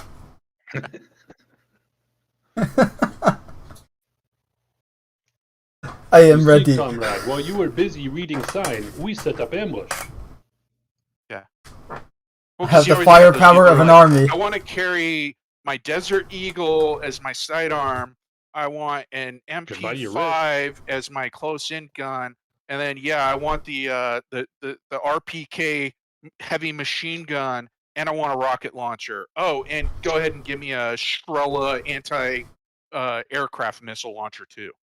Yeah, and if you have one, I'll take a MAW and a few other guns. Yeah. Oh, don't forget the 5 claymores. Right. Well, it's like realistically, having had to carry multiple, at least just for M16s, which for those who don't know, they weigh just under 7 pounds per, unloaded with a magazine, they're just over 7 pounds. But it's like walking around. If I have just 2 weapons slung over my shoulders, it's a pain in the fucking ass. They're gonna be sliding off. If you have them crisscross, they're gonna be digging in your back. It's uncomfortable. Yep. Bouncing around, hitting things when you're climbing through. Which is why I want sci-fi's mag plates for guns. Yes. Well, like I absolutely love how they have the weapon mounts for the Grey Cat backpack, because they have them on, because with the backpack it's slightly slanted. It's with all backpacks. When it works, they have them on the sides of the slant, so it just looks really That's nice. not just the Grey Cat armor, it's for all backpacks. No. So for if I were to wear like the Novikov armor, it's on the side of the backpack, but the sides are straight. Whereas with the Grey Cat armor, because the sides are slanted like a 45-degree angle, so the guns themselves are also slanted. It's not just on like the front side. So it's just a unique look. It increases your profile, but it's more comfortable and allows you for better movement. I think it decreases the profile compared to like the Novikov backpack. That's me. Well, Novikov backpack is also bigger, so. Oh yeah. Hey, anyone remember this thing called a target? Yes, we are off target. So by the way, back to target and targets which lead to shooting. The new healing mechanic. That was a bad segue. But anyways, new healing mechanic. We got a Lore Maker's Guide update. It's probably like the first Lore Maker's Guide to the galaxy since honestly like 2017. And it's all about the generation, like how in lore you're coming back, you're being cloned works. And Death of a Spaceman, it's an old post from it's like what, 2014 or earlier, maybe. Can we count that high? Maybe 15. Let's say 13 to 15, somewhere in that. Yeah, definitely before 2016. I know that much. But it's essentially about making a dangerous universe and how death and respawning would work, active implementation of death and medical mechanics that will become Death of a Spaceman is starting with Alpha 3.15. So we got regeneration. Regeneration is relatively new in the verse, so old dead characters will stay dead, so no Ivor Messers, thank God. Mando, just a quick caveat. Sorry, just a caveat, Mando. For anyone who's listening, highly suggest you go read Death of a Spaceman. The information might be out of date, but what it will do is it'll give you an understanding of what Chris Roberts wants you to be worried about when you're playing the game. In other words, he wants you to make decisions before you go and do something, because you may lose your life. So it's a good read for that kind of a thing. Yes, and there is going to be permadeath. because of that. So also, Mando, they say no Ivar Messers, but they didn't say anything about cloning. Well, supposedly there's a Messer daughter who's unaccounted. Oh, there's a few Messers still alive. It's just that they're in hiding. They're planning. They're scheming. So pretty much we got Imprint, which is a complete bioscan of an individual. You know, let me just put it this way. It kind of, if anyone's seen the movie The Sixth Day, it kind of works like that. Except it's not. You can't clone as many times like in The Sixth Day. It degrades. So you got Imprint, which is a complete bioscan of an individual, creates a record of the DNA, memories, personality, etc. Only one can exist at a time. Regeneration is a process only one should exist at a time. That too, especially in our cases. Regeneration is the process by which an imprint is used to create a deceased, the deceased source, recreate it, whatever. Regenerated in the name, for God's sakes. The Ibrahim sphere, which is the technology in the beds and scanners that allow for creating and storing imprints, slightly Ahelian and made public. Higher quality spheres have better preservation of imprints and less trauma. And the traumatic response echo, which I thought this was really cool, but pretty much it's the link between the imprint and the source. When death and trauma occurs, the impact can permanently alter the imprint. If legs are crushed, echo may the TRE may cause the imprint copy to have non-functional legs. So think about this, because you're going to have memory of your death, for more or less. So you're going to be like, if you say, your leg was severely damaged. The more traumatic the experience, the more chances of that impacting your follow-up. Right. Body. So an example would be like if you have your arm was like pretty much completely crushed to the point of like if you were still alive, you would have gotten a replacement with cybernetic, but you got killed and afterwards and then got regenerated. Because your brain's like, hey, your arm is dead, it can't move. Obviously, you just got regenerated. It should, but because your brain thinks that it isn't alive, you have no arm essentially. It makes your arm useless, and that's when you get the cybernetic arms, and that's how cybernetics play into the game. As I understand it, Mando, what they're doing is they're not saying that that's absolutely what's going to happen, but what they're saying is there's a chance. So in other words, think of it like there'll basically every time you are reborn, if it was a traumatic death that caused it, essentially there's a behind the scenes. No, but that's what traumatic response echo is. I'm not saying that's going to happen every time. Just saying that's what that echo thing is that they're talking about. Is that essentially that? Because the way you said it was like you'll lose because you're. No, I shouldn't have said you lose, but I meant it in the terms of this is what that traumatic response echo is. Gotcha. The TRE itself won't happen all the time, but that is what it is. Basically, every time you have a traumatic death, you're gambling on whether or not it has follow-on consequences. Because they wanted players to keep scars and stuff from, even though they're getting regenerated. Yeah. This way, you're not just essentially a clean new copy. Like you're showing your scars and your experience on your character even after death. Also, just another note, I heard from, Astropub, who's really, really deep into the lore. He's the Star Citizen lore guy, yeah. Yeah. He says that technology that they talked about that allows it to happen was actually a derivative from Vanduul technology. And I was going to get into that when we talk about the history. Keep going. Never mind. Shut up. So yeah, that's the TRE stuff. Also, Regen and aging also have negative echoes on their own. Imprint Viability score. So pretty much how viable is the imprint? Essentially that ties into the preservation of the imprint. Rates the viability of it, and echoes will degrade the imprint until it is no longer viable, which essentially means you can't be regenerated anymore, and that's when you'll permadeath. Better equipment maintains the IVS. Regen slang for both regeneration and regenerated copies. So if I die and then become regenerated, this is my second body, right? Probably, someone, you can call me a regen. A cycle is period between regenerations. So when essentially someone has been blown away and is getting regenerated, I guess they're not dead. They're in the cycle. Length of time, and not right, that, so and not the how monthly soon are we cycle gonna that have others. Anyway, How soon is somebody going to have a NPC that's named Regen? Yes. Another slang is going to be gap, length of time between imprint and regeneration. Biotic core regen serum, which is a distillate used as a base material for regeneration, and wiped when IVS is too low that the person cannot be regenerated. So like permadeath, they're calling it wiped. History for it is Dr. Aka Ibrahim, it's called the Ibrahim sphere.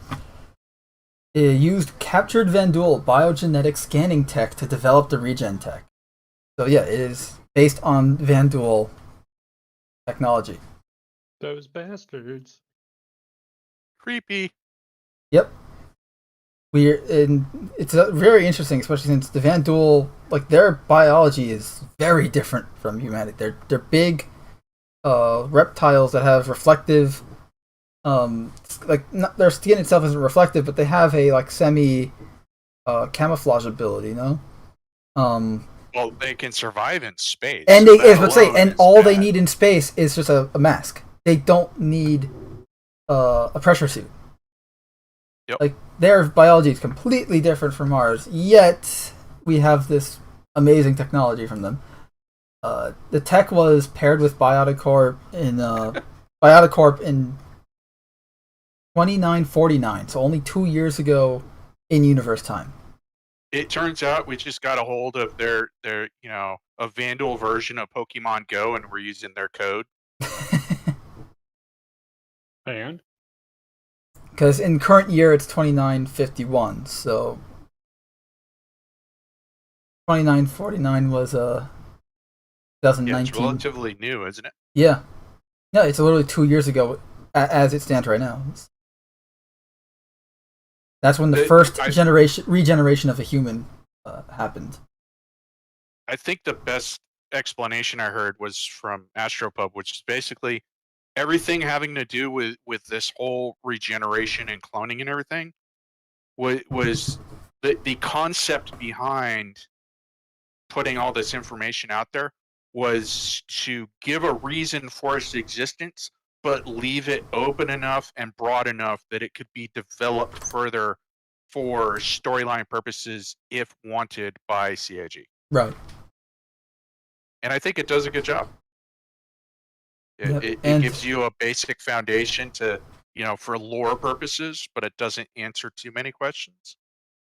And that's the thing is, I don't feel that everything needs to have an answer. Sometimes some questions are best left unanswered, and because again, it leaves mystery and intrigue and makes you fill in some of the blanks with your imagination. Yeah. Forces you to think. You need nooks and crannies in your environment.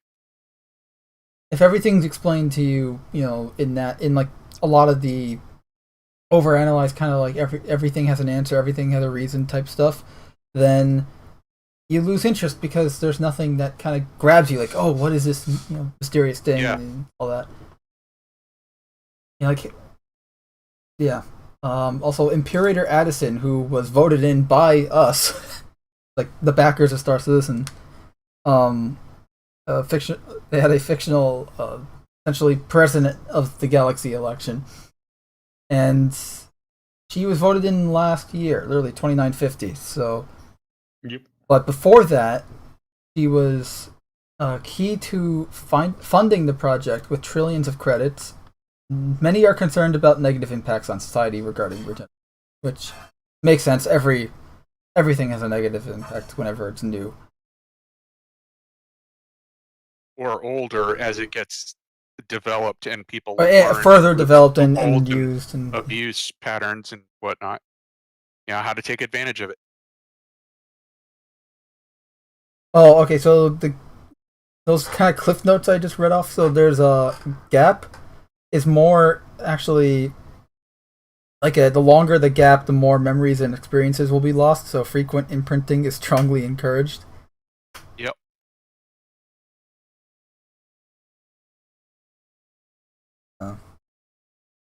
Another slang for wiped, for being being completely permadead, is ghosting, which I like. So you're essentially a ghost. Damn it, I can't get into my bank accounts because I let my last regen, go too long, and now I forgot what my codes are. Sounds like a personal problem. Can't remember any of my PIN codes. They're just gone forever. Ah, that gap's gonna kill us all, you fool. What do you mean you don't have the code to deactivate the bomb? What bomb? Yeah. There's a bomb. I thought today was Wednesday. It's Thursday of next month. That's like a month from now. No, that's today, dude. That was a month. Oh. What? But yeah, I think it was a good piece. They did a good job with it. I'm gonna put the link for the actual article itself in the chat. It's already in the description because it's a really good lore article and goes way more in depth than what we've already said. I thought the article itself was better than the actual show, though, because they kind of seem to not want to answer questions, and it's kind of like, okay, I get it. Yeah, the show didn't really talk about the lore at all. Right, but there were still questions, about like, well, hey, how about this? How about that? Lore-wise, and they still seem to kind of want to dance around things, and I was like, yeah, my show is wasted on this. I'll waste you. But like I said, the actual post was really good. Yep, and it's in the chat right now. Again, it's in the description. Pretty much the links for all the Star Citizen news that we're covering is in the description, including the ship showdown, which we already talked about. Pretty much the Argo one. Yeah. Whip the freaking do. And just for people who are listening, just know I have a problem with the way that CIG communicates with the community. I think we deserve more communication, and I think we're getting less and less each year, and I rant about it every single show. Sorry, yep. But well, it's okay. Every show is someone's first. So. Yeah. Hopefully. Hopefully. Sometimes we have consistent shows that have absolutely zero views, but whatever. Yeah. At least live. The numbers go up later. Yeah, so we also got some new news from the latest Inside Star Citizen, which was Purport. Because apparently Jared is on a rhyming spree right now. Don't ask. I don't want to. Too late. Okay, don't do it. Tell you. Don't do it. So we got the laser trip mines and how you can do chain reactions with them. But we got visuals for the laser trip mines with it. Actually, he said that the laser trip mines were... The visual pass was like, this was pre-VFX, so everything there is subject to change, but the functionality would be, obviously anything that goes into the laser or knocks the mine would set it off. So essentially trip the laser, it explodes. Passcode locked boxes can also be opened with the cutting tool. Was a really cool thing because it finally gives the cutting tool a fucking use. Also, another thing I'd like added to that is like a feature where you can set the box code so that if it's not the right one, maybe it either the box itself explodes or maybe just the contents is rendered useless. Right, and like there's a big flash, out the seam of the lid, and you see a little puff of smoke come out, and you're like, oh damn, I fucked up. Yeah. But this wasn't even talking about like passcodes. This is like, we're not talking about this entering passcode stuff. We're just talking about like if it's locked, you can open it with the cutting tool. No, I'm with you. bypassing the passcode entirely because you're just shooting with a laser essentially. We got the ASOP terminals, the ship spawning terminals are transitioning to building blocks. They got a minor visual change. It's a subtle change, but it's actually a really good one, I think. The one thing I just don't want any more of is I hate the stickiness of the terminals. Right. Yeah. So hopefully, I think drives me nuts. Yeah, I'm not a huge fan. I wish you press on, but you know what? They have the X now on the screen, so they didn't have that before, which is why you had True. essentially rubber band yourself away. How about we just not have that tech in there? Instead of making me press an X, how about just not have that tech?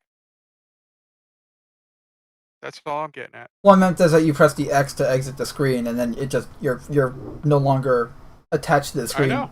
As opposed to having to but that stretch away to go press the X. Whereas why not just have it where it's an interface that doesn't have stickiness?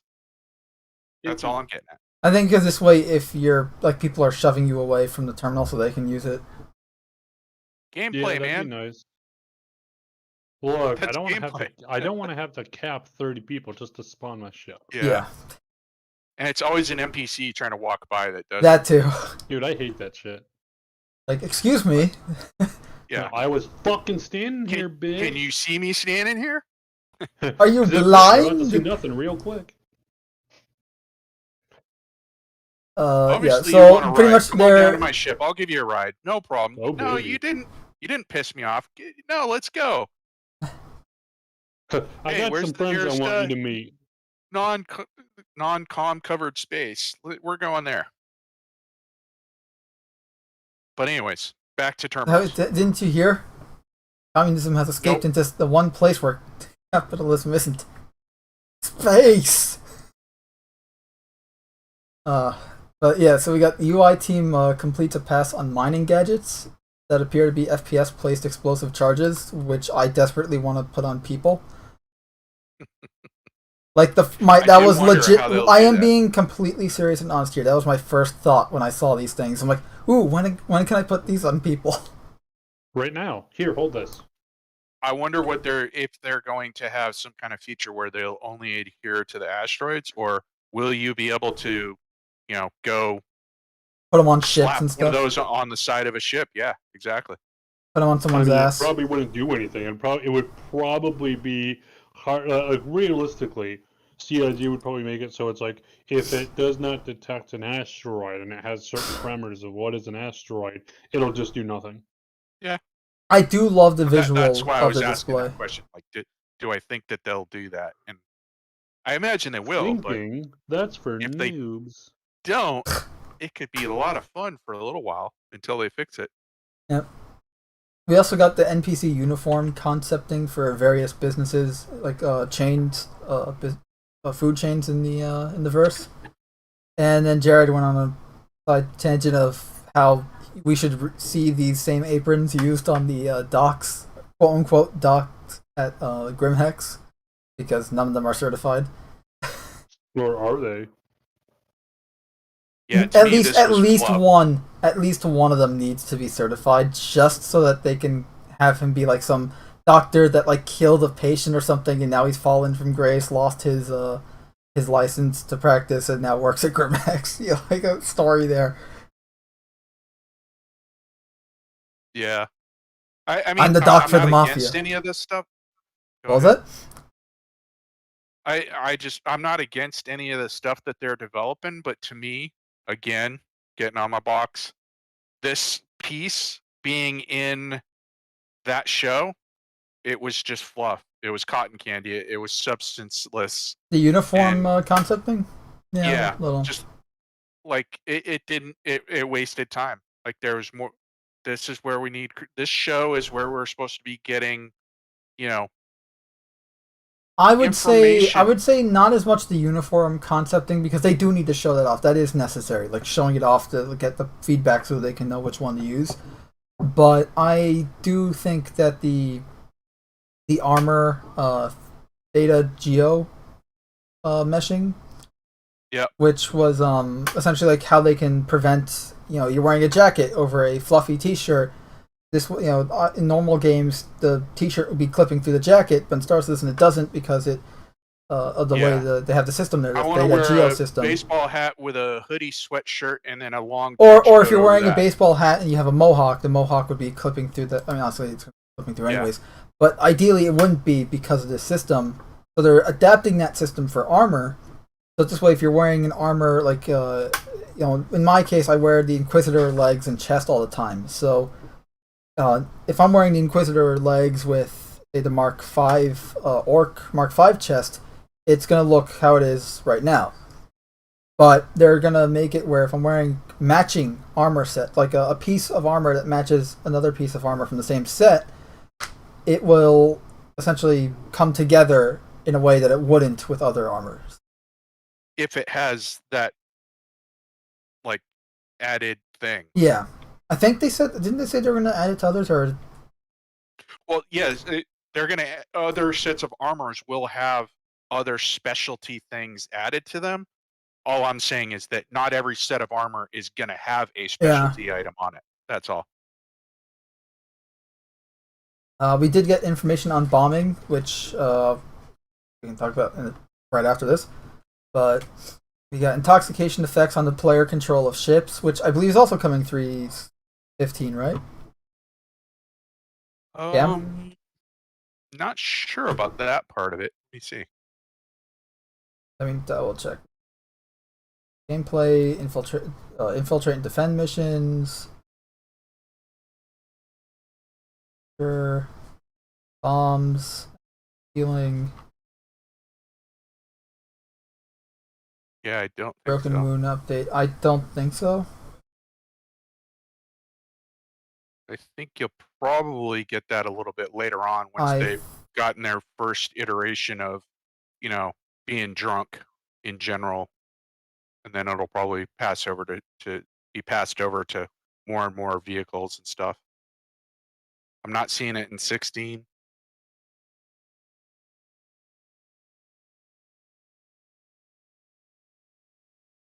Unless it's a sub part of one of the actor features. The closest I could see it being tied into, as far as an item that's listed, would be 317, Player Interaction Experience, the PI system. No, because that's maybe actually maybe. That's if it's not like you were saying, where it's a subsystem that's falling under a different. Like maybe it might be falling under healing. I don't know. Yeah, but I just think in general, because of the way that they normally implement things, they'll have it. They'll have it said. So we'll get like intoxication on ground first, right? And then they're going to see how that is played out, and then 2, 3, 318, 319, 4.0 is when they go. Okay, we got it dialed in on ground. Now let's implement it into the ship side as well. We also got a new RRS lighting specialist armor, which is the new armor that we're getting with CitizenCon, with the CitizenCon goodies. We'll get into that later. Ship news, we got Crusader Ares. It's pretty much, it's almost done. We've been saying this for a few. It's almost done. Same with the Aegis Redeemer. The Drake Vulture got some. It's now still in its gray box phase, slated for release in 2022. So next year. Yep. Hull A has begun development with similar prospector-like interior, and they're also working on the landing gear. Okay, so I want to make a comment here. Because if the ship whole moves. Series comes out, yeah, and it has a better cockpit view than the Freelancer, you're going to see all hell break out in the community. That's all I'm going to say. It's already broken out. Yeah. Yeah. Because the Freelancer, which is the same company as MISC, has horrendous visibility out the front. What do you mean? It's perfect. Yeah, okay. And if the Hull A or the whole series copy the freelancer front end, which it does look like it visually so far, then and they improve the hull, then that means that they recognize that there's a problem, but they're not fixing it. All right, rant done. By the way, completely aside, but here's a funny picture in the chat here. I'll look at it in a sec. But yeah, they're working on the Hull A, and the Hull C is also getting a modern art update and VTOL thrusters. It's pretty much they're updating the ships because the ships themselves were outdated in terms of the technology they were using, and essentially they're bringing them up into the current quality of Star Citizen. And we got a new ejection seat camera when you eject out of your ship.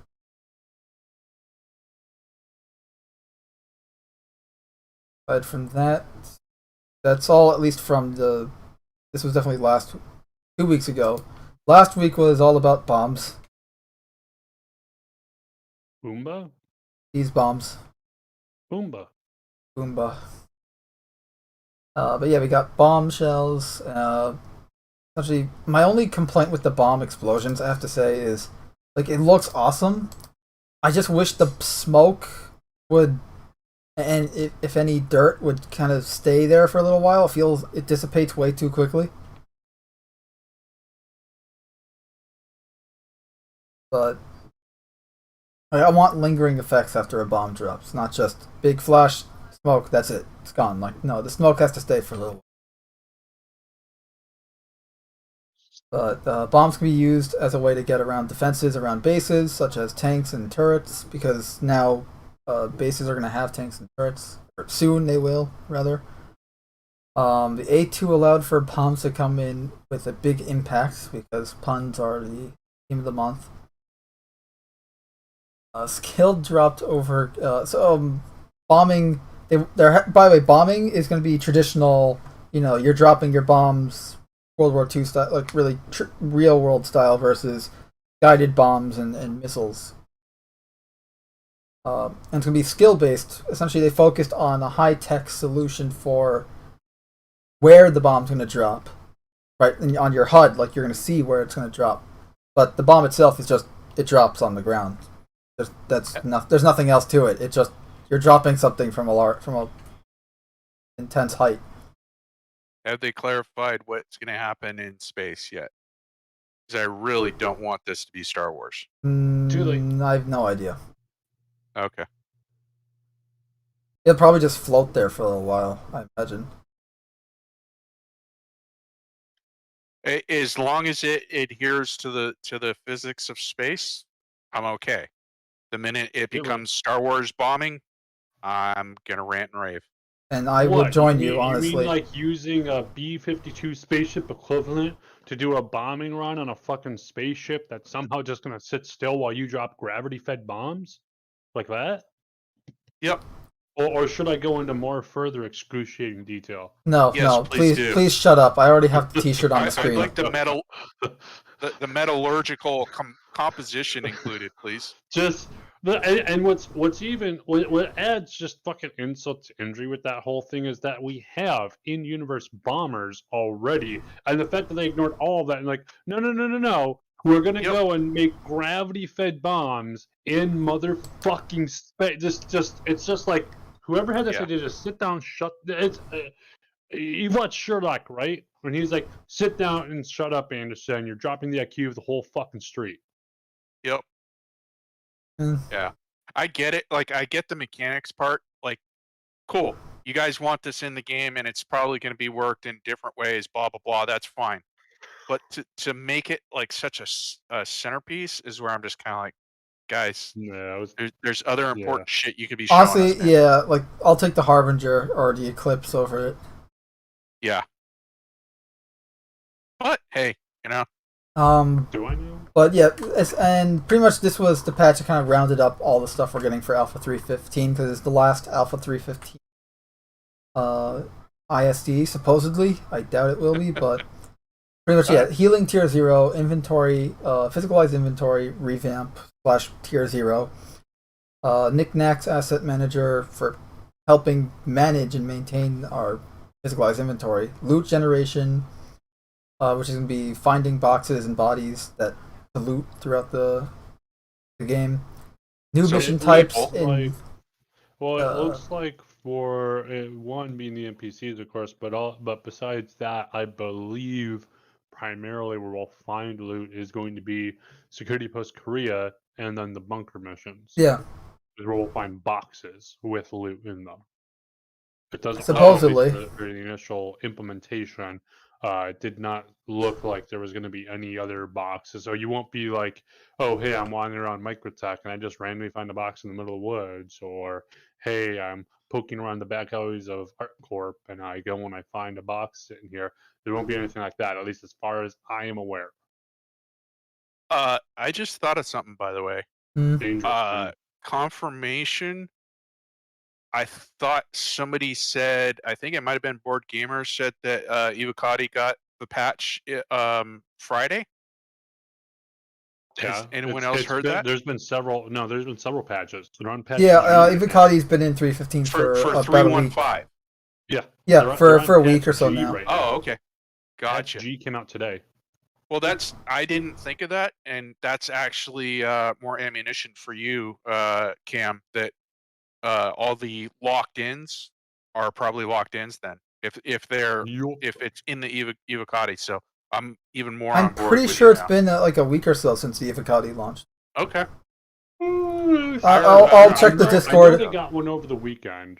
I want to say it was like Friday or Saturday. Yeah, but I know there was just another patch today. There's still a lot of outstanding issues here, but but the fact is they're in and it's out, they're testing it, and that's more confirmation that you're right is all I was getting at, Cam. I'm right, but I thought it was left. Oh no! I'm gonna have to relearn you're how accurate. to write. No, stop it with the Stephen Wright jokes, okay? That's my thing. Okay, I'm done. I gotta go. You're not gonna allow me to do anything, man. Yeah. Exactly. I put strobe lights instead of headlights on my car. Now it looks like I'm the only one moving. Alright, so yeah, we got loot generation, we got the new mission types, so the attack, defend, waves, avoid security, prevent destruction of item, etc. And the missions will vary from all those. The Hercules A2 bomber, along with the bombing. Ares and Redeemer are being released in 3.15X patch. More details coming later during the Intergalactic Aerospace Expo, so they're probably going to be released during the expo. Broken Moon visual rework for Arena Commander, which is a map in Arena Commander. We've got Crusader Showroom on Orison, Cousin Crow's Aftermarket Ship Shop in Orison, and hospitals in Crusader, Microtech, Grimhex, Area 18, and other places across the Saturn system. Which, Cam, you said that the Grimhex one was not confirmed slated for 3.15. Correct. I mean, it very likely will be, it's not yet. Yeah, it just says tentative. That is everything committed. That is everything that's currently going to be in the patch report. That was in the patch report for 3.15. And yeah, so just real quick, I do want to reiterate on the Day of the Vera, the Halloween in Universe Halloween event. Pretty much you got Ghoulish Green paints, which is a green Vera paint for the Drake Cutlass, the Caterpillar, Buccaneer, and Dragonfly. It's like this metallic green paint job. What? There you go. Cutlass got another paint skin. Yeah. It's the same. No, it's literally the same one from last year. But it gets a skin. It's literally the same one from last year though. Like it was already there. It's just that it wasn't. It's a seasonal store accessible. Like it's only available for purchase during Halloween. Sure. I'm just laughing because it's like, it's like the 47th skin. Yeah, this has a lot of skins. Yeah. Anywho, it's not like the MSR doesn't though. MSR has pretty much almost equal amount. It's got a bunch of them as well. That's why it wasn't as high on my list of. Caterpillar doesn't have a lot of skins, so. Buccaneer certainly doesn't. Well, a Buccaneer shouldn't have skins because it's supposed to just be. It's supposed to be a makeshift an piece of junk. aluminum. Yeah. Slapped together. But.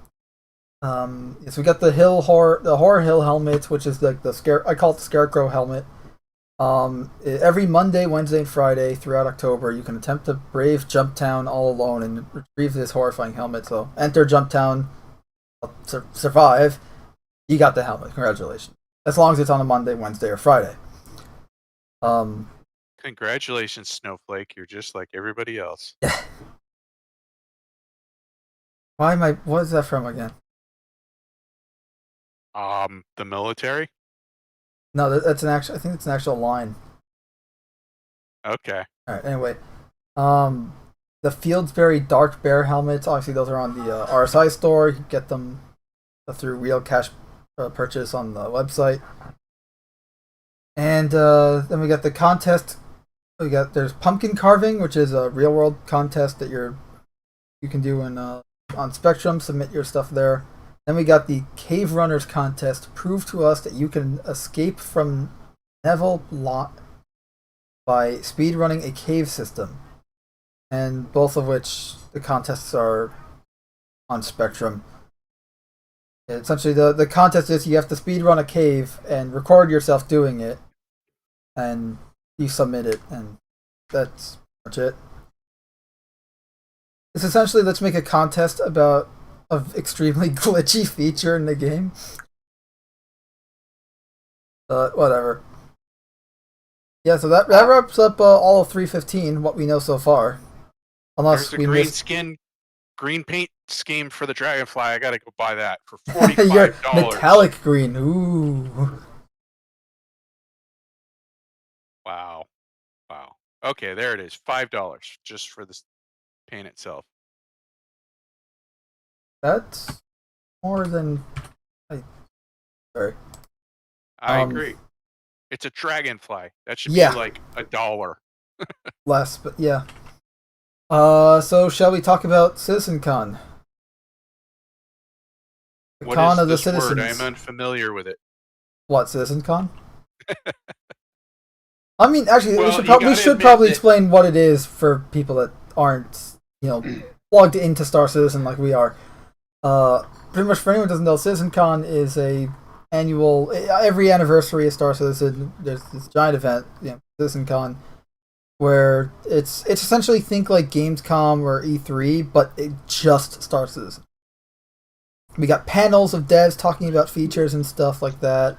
They have a keynote speech from Chris Roberts, which usually is when they show off this massive new gameplay and upcoming features and stuff like that. Previous years, they showed off jump points and going to the pyro system for the first time.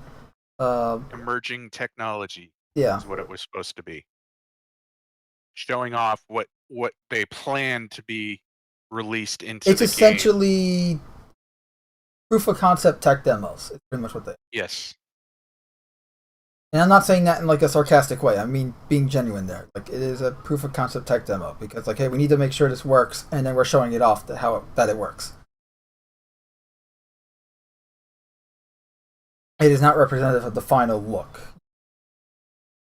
But CitizenCon is this, literally this weekend. So, and I have no idea what we're gonna do for covering it. We're probably gonna maybe we can do I don't know, whatever.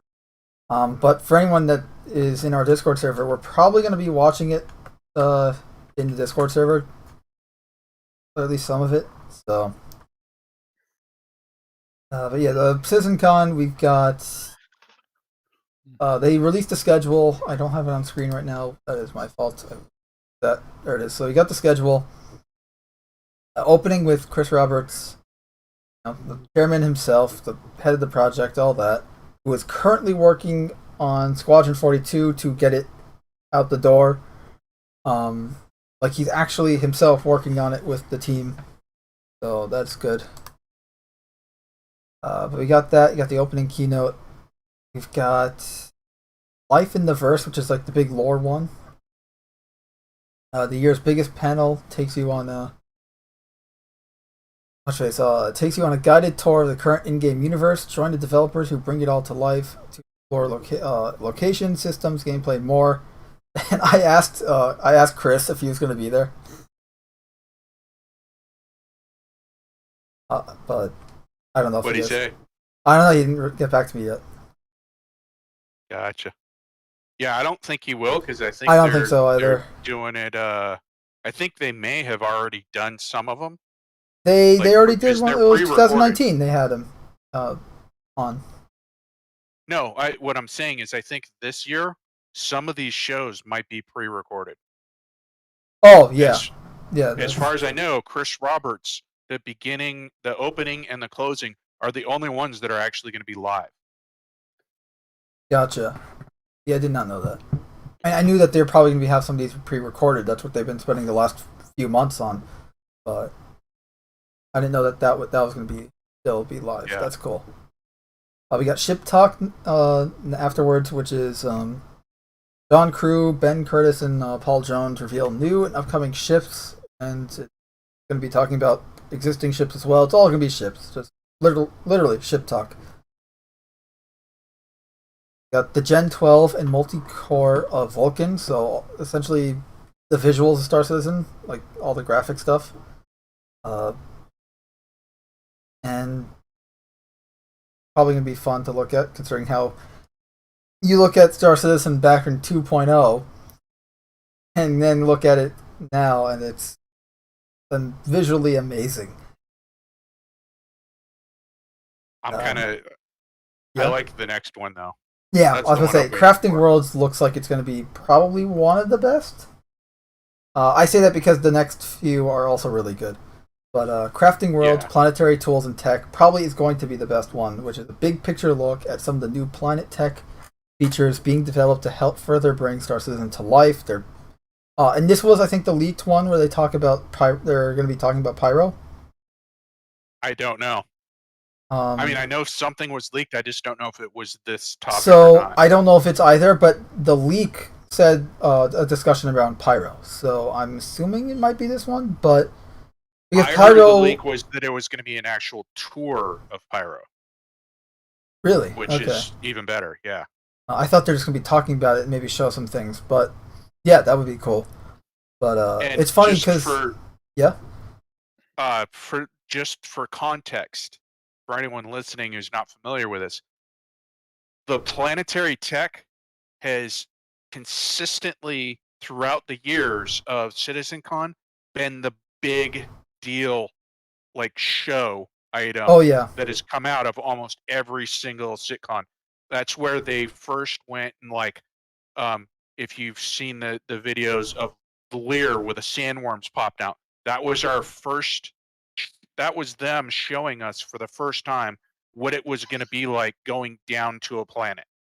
And then, following on, there was the I call it. No, the first one was a year before that with Levski, but okay. But what I'm saying is, those are examples of where it seems to be planetary tech that's always a big show. Here's something really. Well, they got to make it the size of a planet, so. But yeah, it's always impressive, and it very honestly, I don't think it has yet to fail to impress. Yeah. Where I guess all I'm saying is there to me there's a differentiation and all the other tech that they talk about at these sitcoms, but planetary tech always seems to be a very big, impressive display. It's also one where it's like whether you're into tech side of things or not, it's an impressive one. Yeah. Speaking of tech side of things, this is probably going to be my favorite in regards to the tech side of Star Citizen. Server meshing in the state of persistence. I cannot wait to hear more about it. I want to hear about it, but I'm worried that I'm going to walk away being more befuddled than I already am. Honestly, I just want an update on where they are with it. This way I can manage my expectations a bit. Yeah, but that's where I guess that's what I'm worried about is that they will give us that they'll show us just enough to raise a whole new category of questions and not answer any of those, and we'll be left going, well, wait, what about fuck, Yeah. That's my only worry about that. I am interested in it, but I'm just worried that I'll be like, oh man, I have so many more questions now. Well, this one's guaranteed to not disappoint you because the sound design of Star Citizen's always been pretty good. And we got Sounds of Space, which is right after Right, I wonder, are they going to be talking about the music and the soundtrack? Or are they, because obviously none of the soundtrack guys are going to be on panel. I don't know. It seems like they're probably going to be talking more about the sound effects, which honestly is not bad at all. No. I look forward to maybe hearing some new sound effects. Like the sound is very, very well done. It's probably one of the best things done in Star Citizen. But at the same time, my own personal interest, it's like, okay, yes, the sound works. Next. Like, yeah. Like, I'm glad it's really good. I don't know, as what they do is amazing, but it's not important to me. But that's just me personally. Yeah, I was gonna say I have it a little higher tier than that, just because, especially as of late, like sound design's always been important to me. Okay. And it's, but like lately with Halo Infinite and how horrible its sound design is. Yeah. It's just, and how great Star Citizen sound design has always been.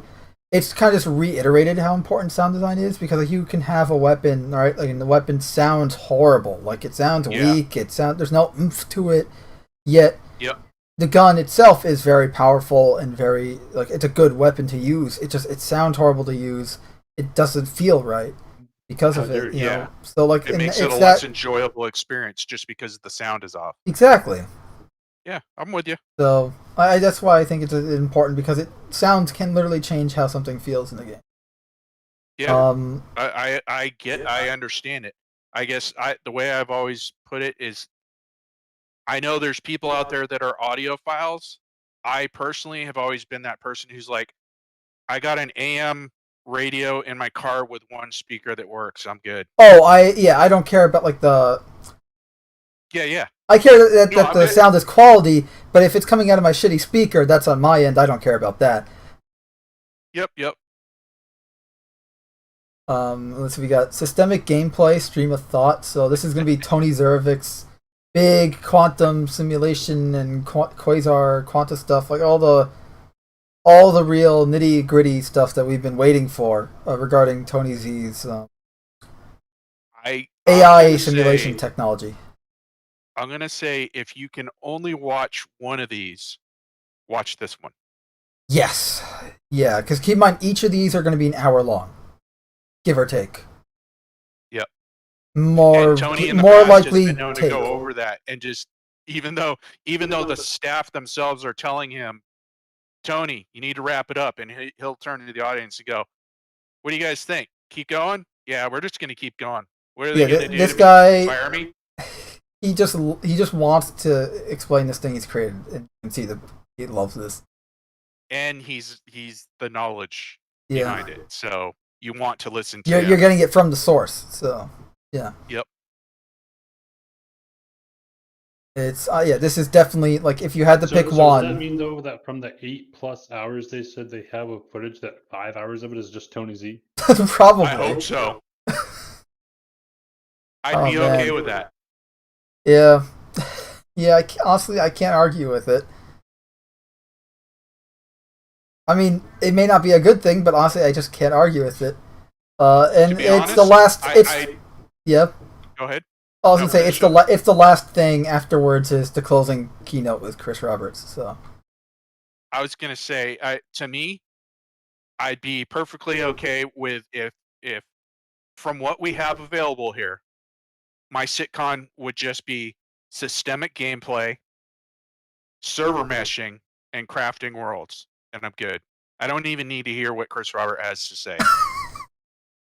Because let's be honest, and this is just me, but his track record of what he's trotted out in front of us and said, look at, while interesting to look at, extremely rarely has come to fruition within that next year.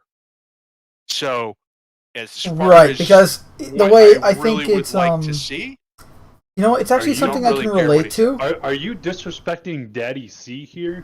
I am. Daddy C. You know, I've never heard that one before. We and the boys might need to take you out back for some attitude adjustment.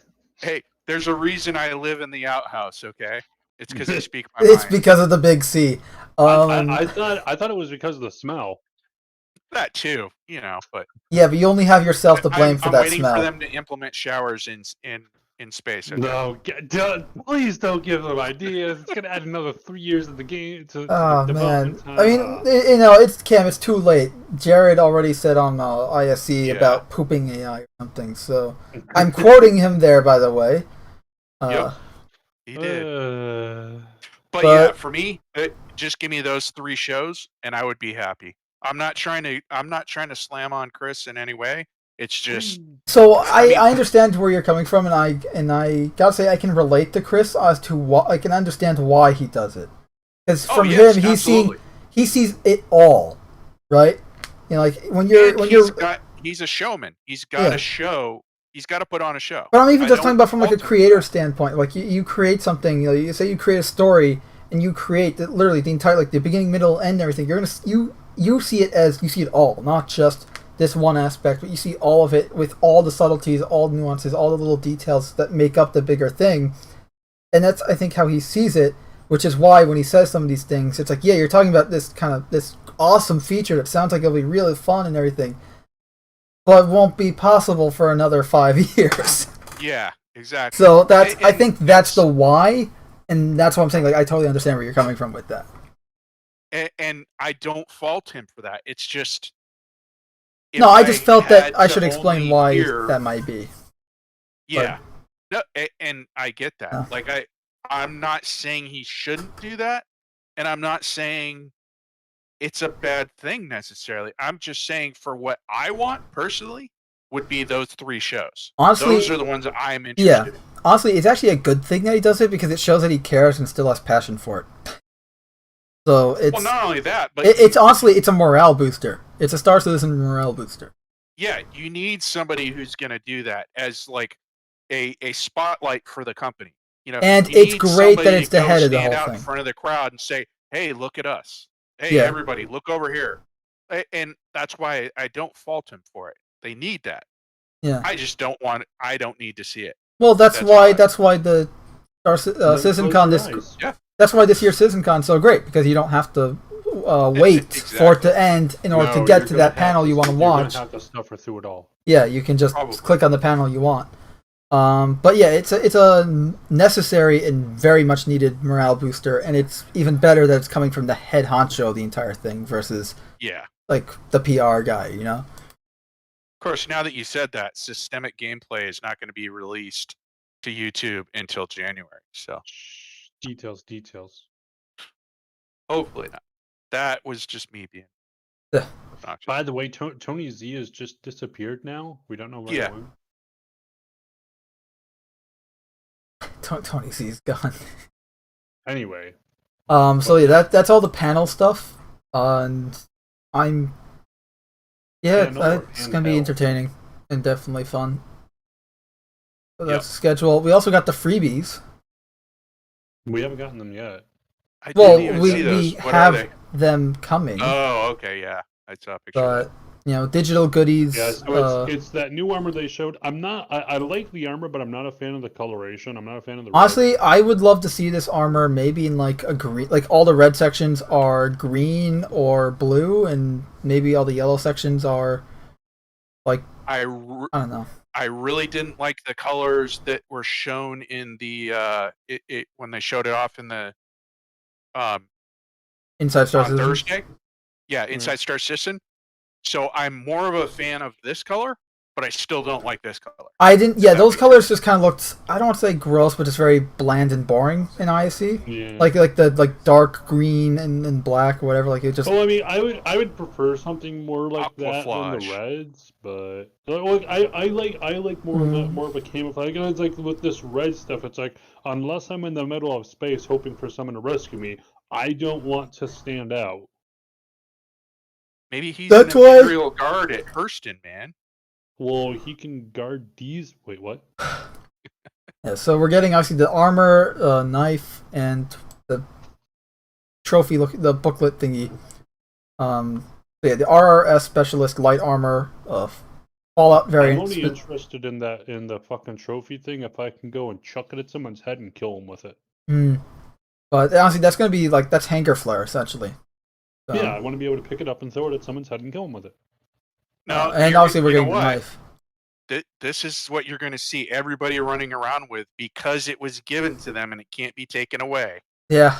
Well, no, but even still, no, you can still lose it. You'd have to do a character reset. Yeah, they haven't fixed that yet, and they have no solution yet. As far as we are aware, and again, we might get more information at CitizenCon or later on that goes and tells more. But at least as far as we are aware right now, with 315.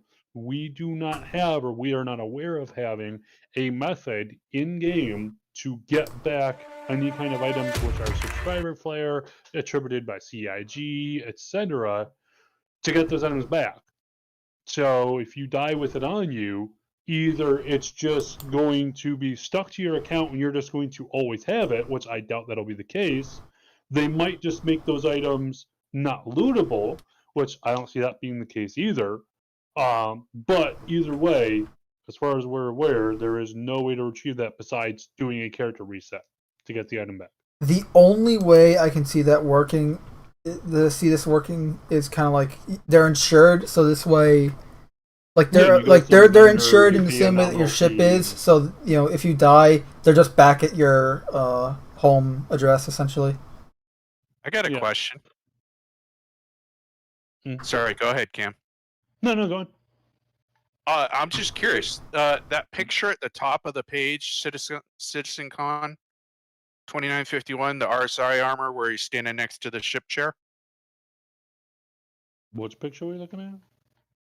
Top of the page. Which page? The CitizenCon. The CitizenCon one, where you're looking at the different. Next to the CitizenCon description. Screen here, guys. I don't have like the stream pulled up and the website. Okay, so I'm looking at it. What about it? What helmet is that? It came with the 100 series. Oh. Okay. Is it? Are you looking at the fucking goofy motorcycle helmet? Yes, he is. Oh, I hated that one.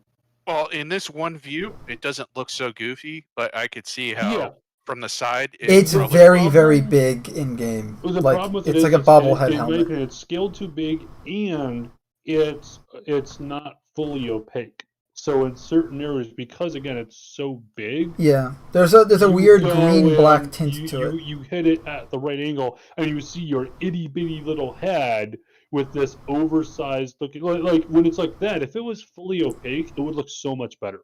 But the fact that it's not, it just looks goofy as. It's got like this this like dark greenish tint to it when you see the person's face in there. I saw a recent picture. Let me see if I can find it.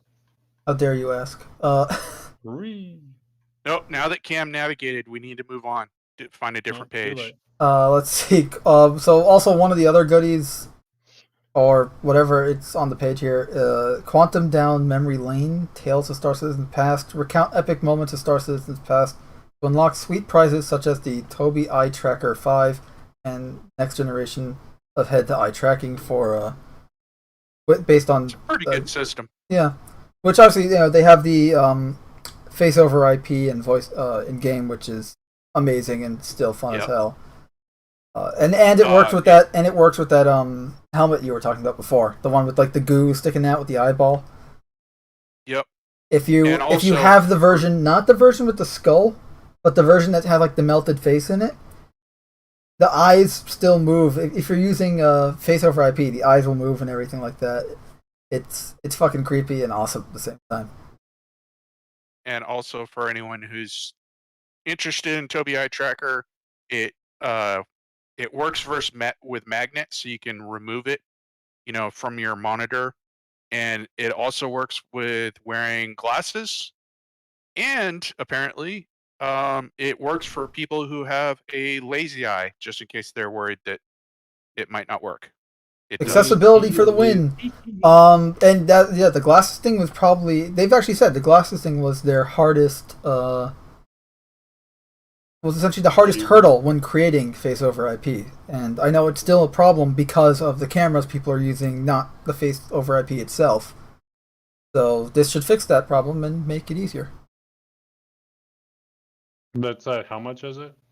The point is, I think you win one, isn't it? Oh yeah, but there's one. But if you wanted to actually buy one, hold on. Like there's one you can win, and how many people entering this competition? It wasn't that much. Last time I was looking at it.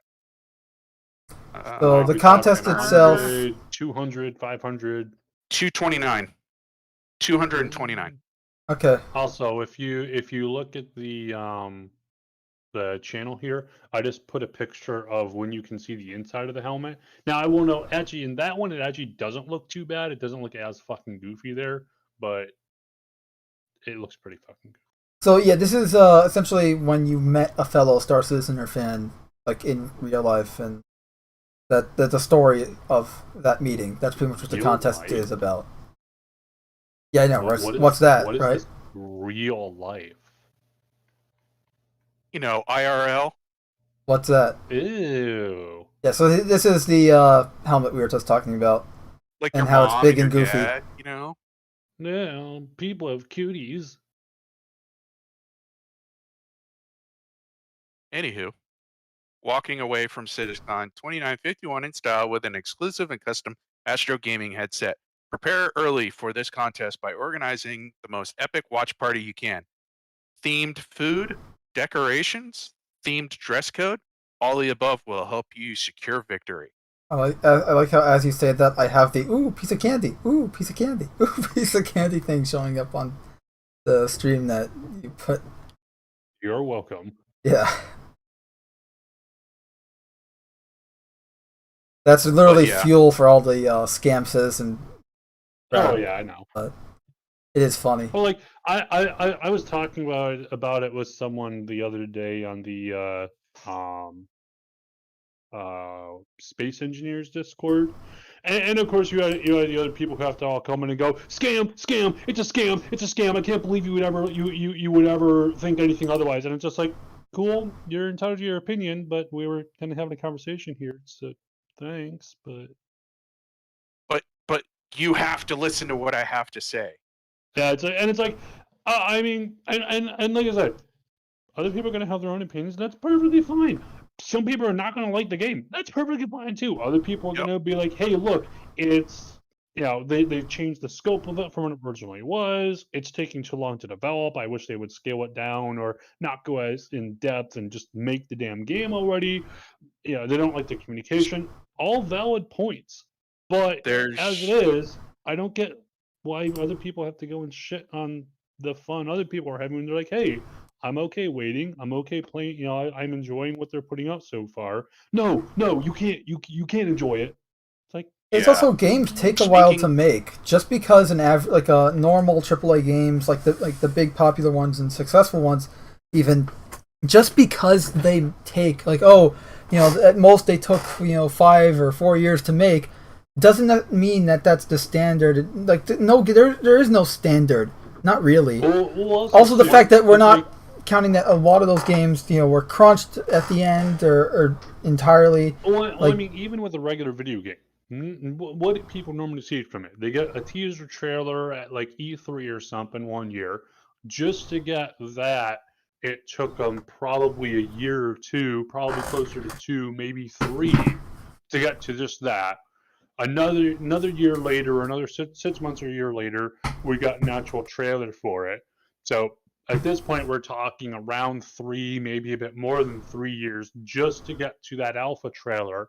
Another 2 years after that or so, we've got. Don't forget though that they had to throw out every single Squadron 42 asset after 2 years because of I can't think of the company's name. But the company, the other company, they didn't do it to the right scale or something like that. Correct. They completely fucked it up, and they're like, screw it, we're doing it ourselves.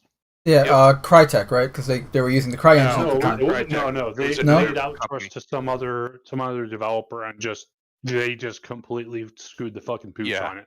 They just could not use it. The other developer was like, "Don't tell us how to do our job. We got it." And then turned in all the assets, and all the assets were of the wrong scaled size.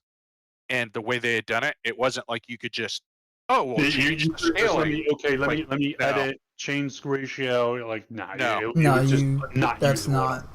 Yeah, and that's where they had to completely scrap it all and start all over again. And this was in 2014, right?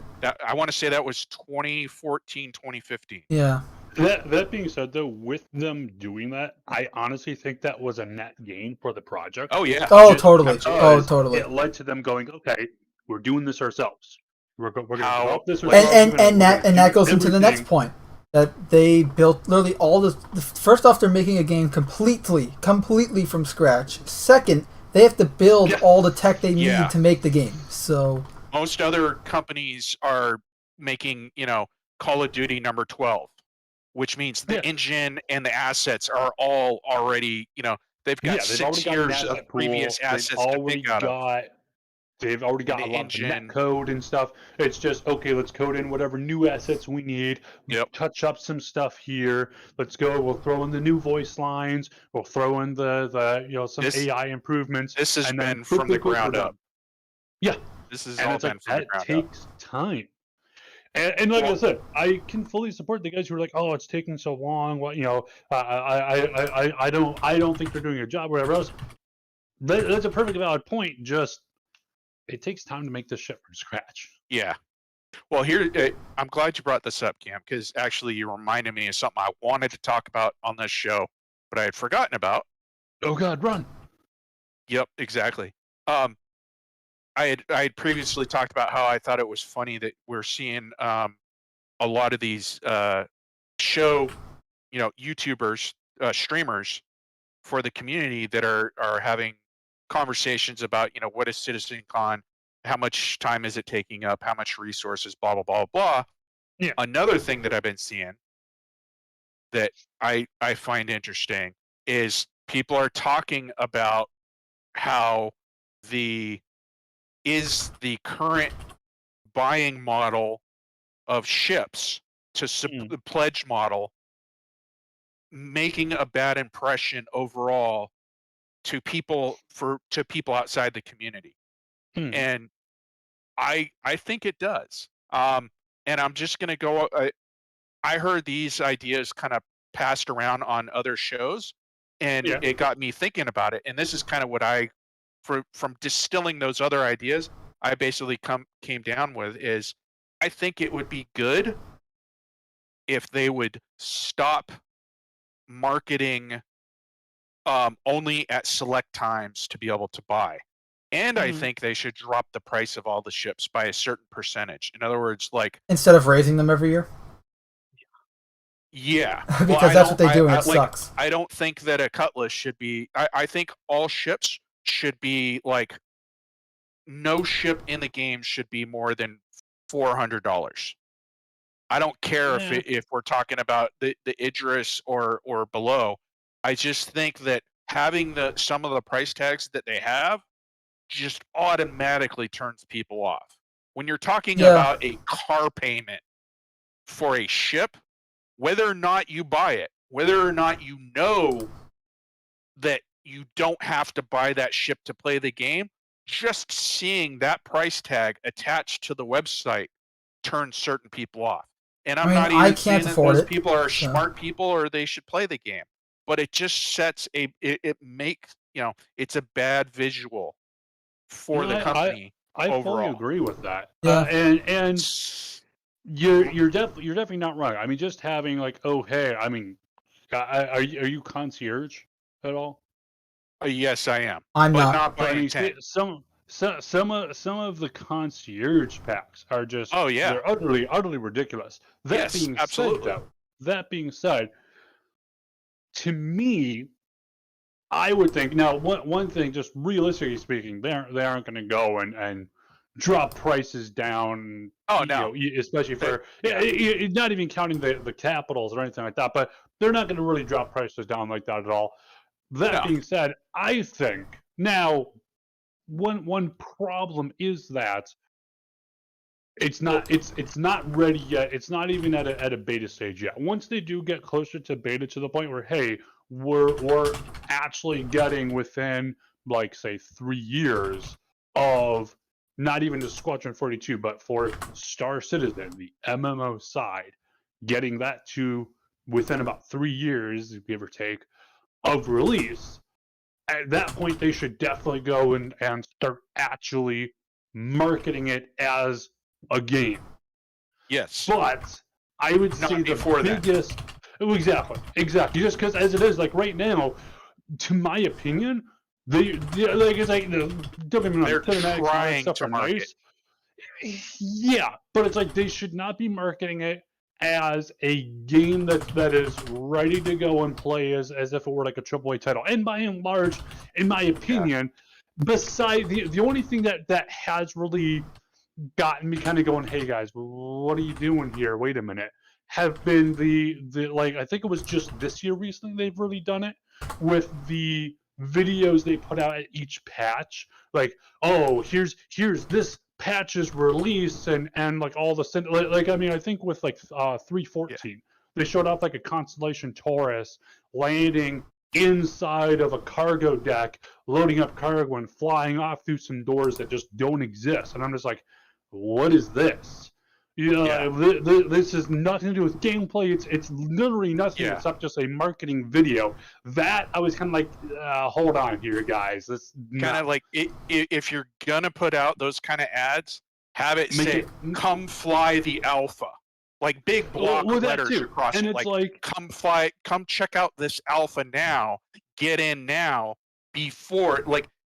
So you're marketing in a way like, "Hey, dude, come check us out." We should say there. It's not that this is an alpha, and it's going to be the AAA game. Agreed, 100% agreed. Yeah. I'm just saying, like they need to market that it's an alpha, and that's the thing is, I would say the other biggest thing though that they need to market, in my opinion, with any of their stuff for attracting people to the game, is that, because I mean, by now most people in like the science fiction space sim kind of game, anyone who's playing like Elite Dangerous, No Man's Sky, these other space sims here, pretty much all of them have heard at least mutterings of Star Citizen. But they go and they see some post where someone goes, "Ha! Look at this $1,000 game package, damn!" and that's all they ever hear from it. They need to go and start pushing more of that. Hey, look. Once you buy in, this isn't Elite Dangerous to where, hey, we're going to go and put out a DLC where you have to pay AAA game price again and again and again to get the new content. Once you buy in, all new content, you're getting. Yep. Also, the fact there the no only extra payments or anything else. That new inventory system, you're getting it. That new fire propagation system, you're using it.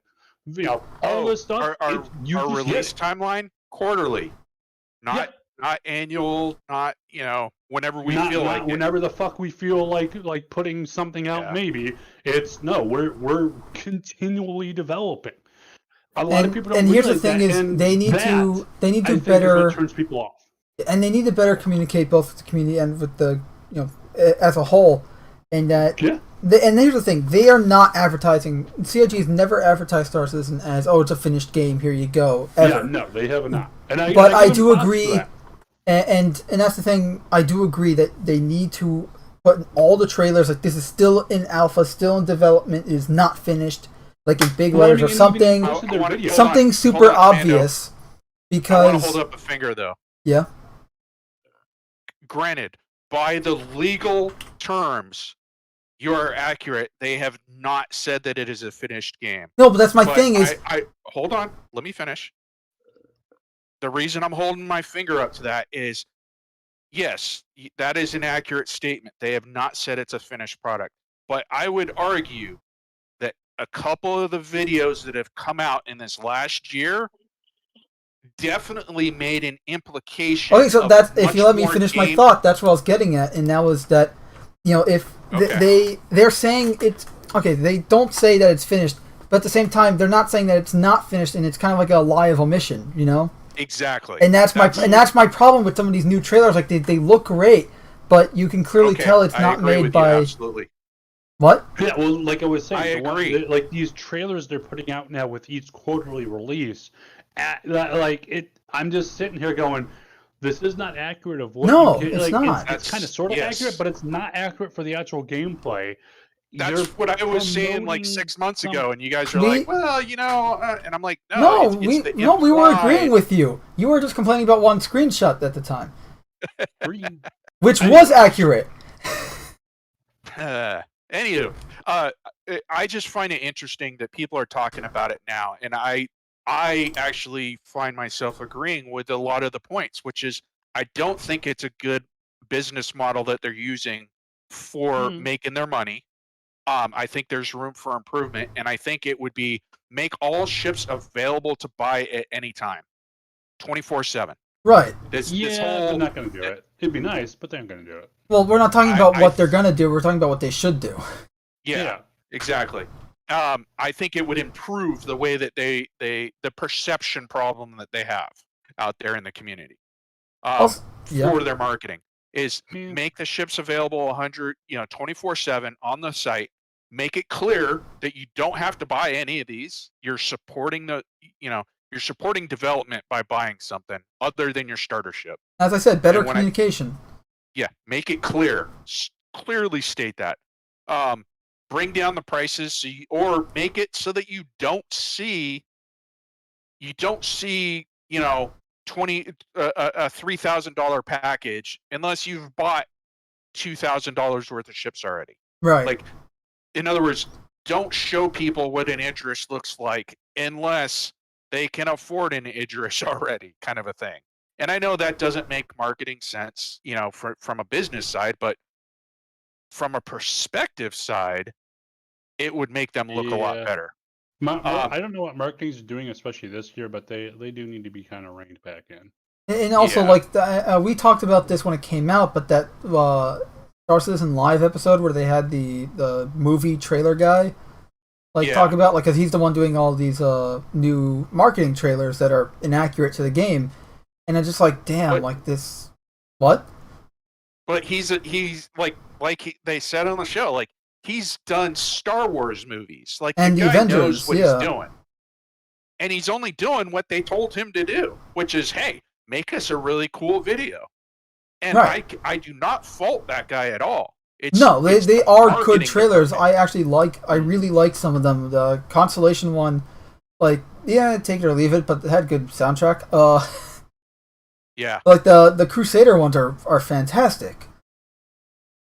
But not all of them are accurate, and again, they need to state more clearly, because the Crusaders trailers especially kind of imply, through omission of not saying it, at least not saying it clear enough and blatantly enough that it's an alpha, it kind of implies, oh look, here's a finished game trailer, which it's not the case. Yeah, exactly. Yep.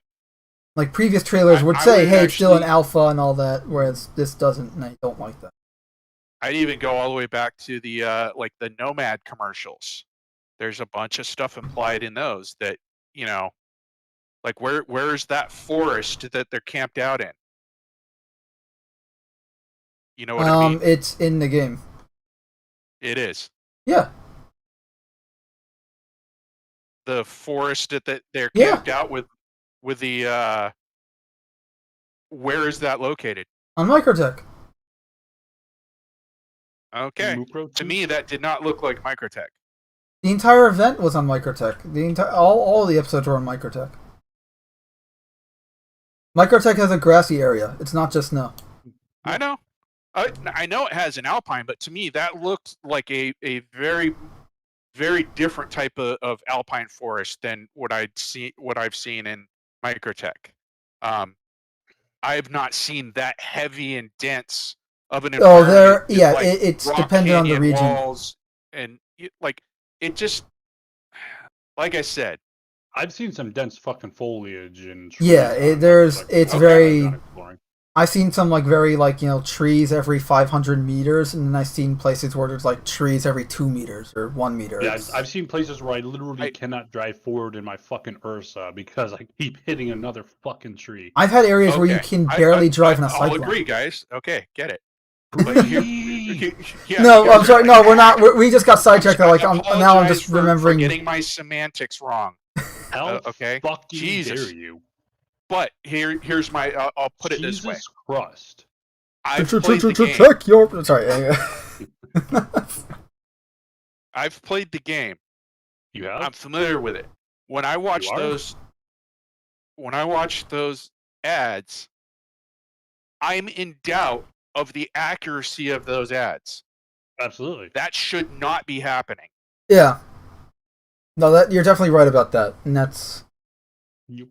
It's because wait, I played this game, and you're saying something that I didn't play. Makes no sense. I have doubts as to whether or not you're showing me the real game or not. That shouldn't be happening. As you shouldn't be putting out a product that's of that quality. If I'm in doubt, imagine what somebody who doesn't know is thinking of it. Well, they're probably thinking that's the case. Either they're more in doubt, or they're thinking that's the case and then are misled. And as we've learned with every AAA game in the last 7 years, misleading and false advertising does more harm than good. So, yeah, especially in the long term. This whole thing up was just I think it's interesting that the community overall is starting to talk about it more. I like that. Yeah, it's good. And hopefully, maybe by the community talking about it, maybe this upcoming year we'll see a change in the marketing ploys of, I won't say ploys, direction of CIG. That's one of my hopes for CitizenCon. Yeah, I mean, you can clearly tell just the last year something changed with the marketing, and I'm not a fan of it. Again, it looks great. It looks great and it is impressive, but at the same time, it's not accurate and it's not what I expected. Yep. Yeah, no. Whatever they're doing. And what I mean by it's not what I expected it's not what I expected in a bad way. Yeah. Yep. It's not it wasn't a pleasant surprise type thing. I want Star Citizen to retain what it had before. Its accuracy, and it's hey, look, this is still an alpha. We're not, it's not a finished game. We're not pushing it as a finished game. We're not like EA or Bethesda or CD Projekt Red, where it's here's these half-baked, unfinished games that should honestly still be in beta that we're pushing as fully released, finished products for $60. That's what Star Citizen wasn't. And that's why they shouldn't be trying to market themselves. Exactly. The argument that, we should marketing it. I know what marketing's doing. They're saying, this is how these other games do it, but that's not what we are. Also taking lessons from the losers rarely ends well. Yeah. Really. And that's what somebody needs to step up and actually say. And to me, that's been my biggest frustration is marketing team and the community managers for not expressing that enough to at least get something out of CIG as to, hey, here's our thinking of why we're being, why we've increased our aggressiveness, or why our marketing is going in this direction is because of this. In other words, just hey, we hear you, but this is why we're doing it. And they're not doing that. Instead, they just keep misleading, is my opinion. Yeah. No, again, we're essentially talking this thing in circles to death, but I think rightfully so, because it needs to change. Because it's not as bad at all right now. It's definitely going to get worse. That's my fear. And it's going to go to the point where we're ending up with extremely false advertising, cinematic trailers and stuff. And I don't want that. Again, I want Star Citizen to retain the level of quality and honesty that it had before, if not even improve upon that, versus lose that entirely in favor of the marketing having to be, we need to market the game so that we can get whatever reason it is, people to buy ships, people to play the game. The reason doesn't matter. It's that trying to get attention this way does not work. At least not work successfully and positively. I will throw this out there. For me, one of the reasons this is I'm willing to sit here and rant about this is because this is the biggest problem.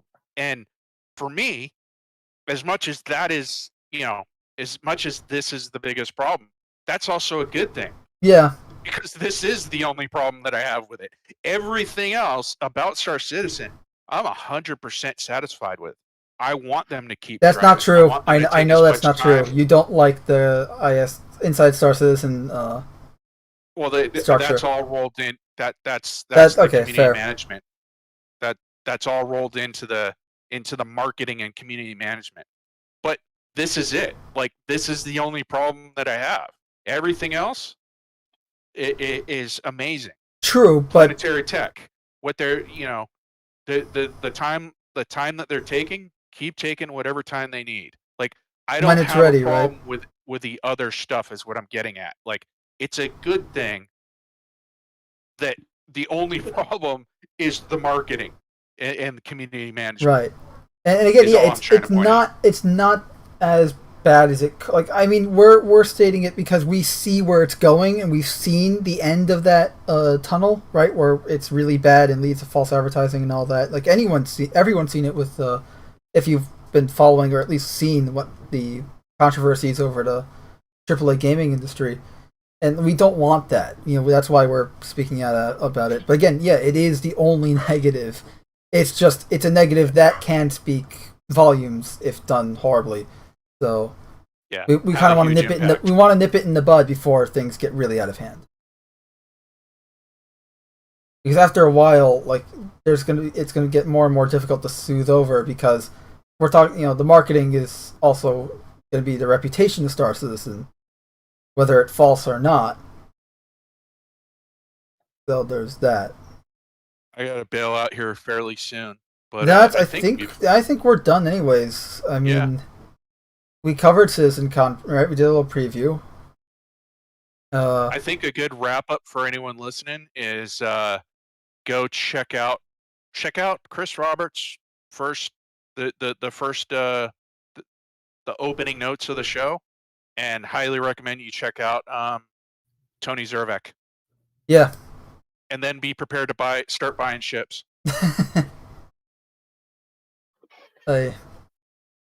Also, we got the. When is the ship sale after? I don't know. I didn't see when.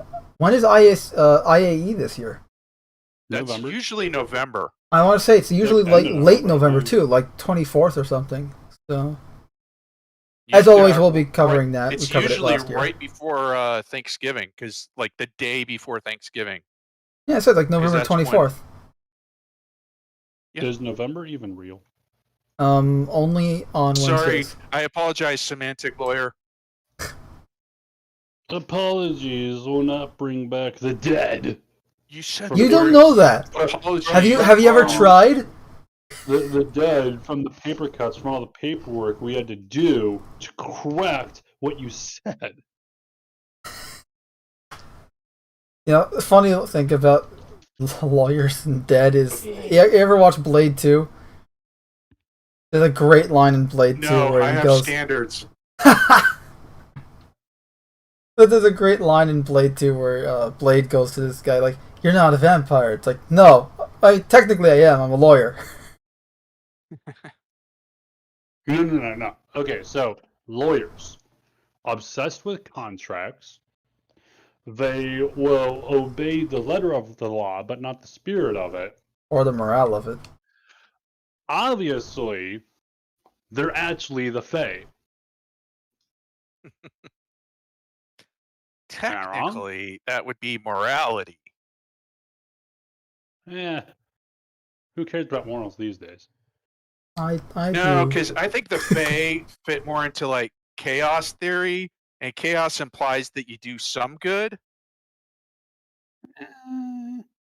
I mean, even with chaos theory, any good that's done is purely as happenstance. It's not doing. It's coincidental, not good because for the fucking lols. It's totally accidental agree. And coincidental, not on purpose. Don't do anything good.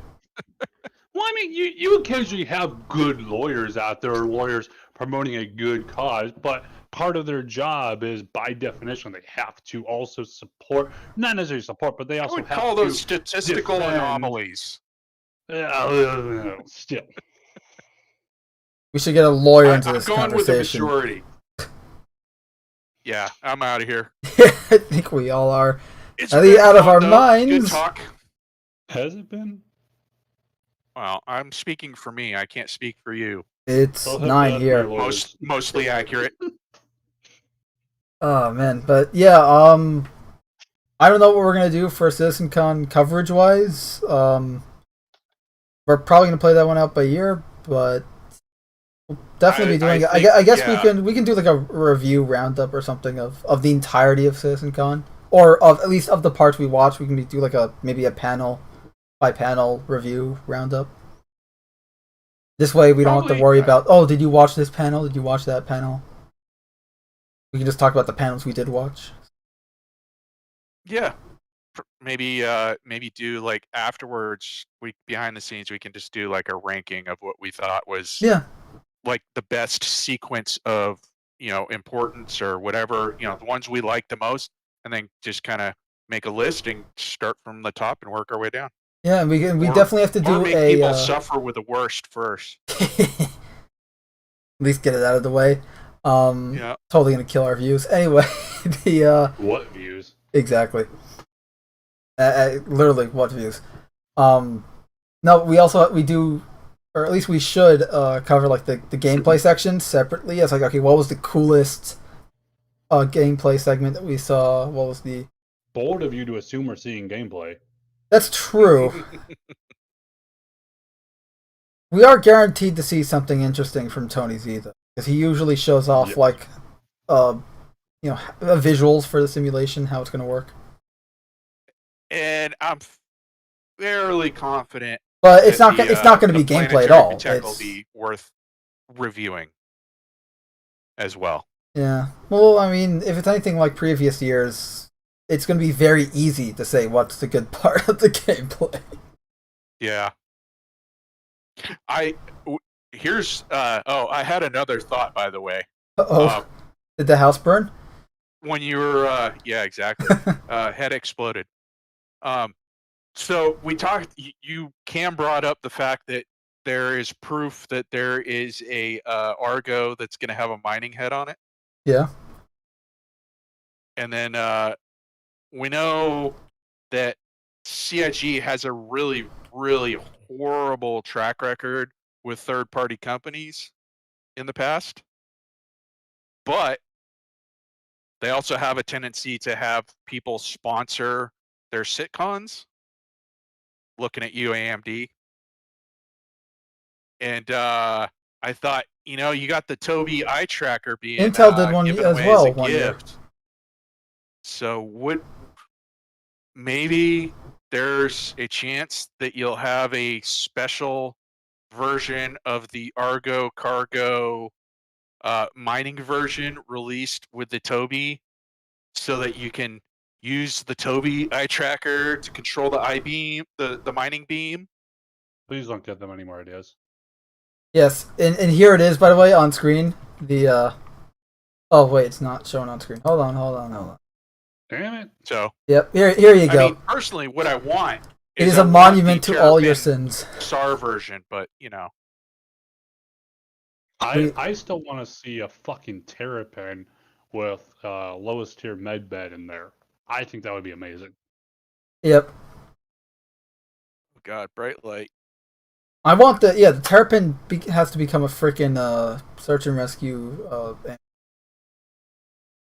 Oh God, so that actually is the mining one? Yes, this is the actual. Oh, wow. We don't know what the back of it, like how different that is at all, but.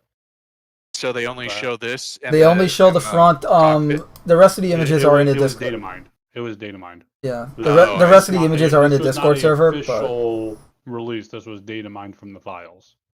Oh, gotcha. Okay.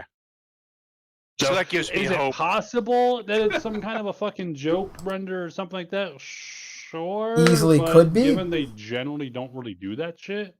Yeah, not to say it's impossible, but chances are pretty high that it's an actual legitimate variant. Okay. Well, for CIG that's definitely listening, all I want to say is that here's a golden opportunity to release the Terrapin with a med bed with healing mechanics, and you'll make money. Yes. That's all I'm saying. Case closed. Okay, that wraps up this episode. Run while you can! Wait, Yep. Cam, no, wait. The mining arm, Argo, has something to say. Oh, God. As soon as Unless this they're left. offering me money. I gotta go make some food, man. Yeah. So I will see you guys later. And drive fast, Yeah. take chances, and probably see what you guys are doing like Friday-ish to get an idea of what you guys are doing for the show. All All right, guys. right, see ya. Don't die. And here, this is what the Argo has to say. It has to say, dude.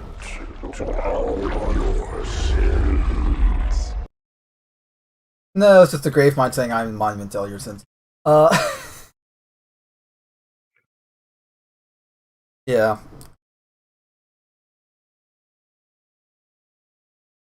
Why does this exist? Why?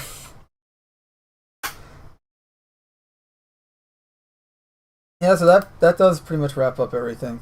So, what are we gonna do Wednesday? Leftover stuff. Probably talk about all the Halo Infinite stuff. The flight would have ended since then. I think the flight already ended. Other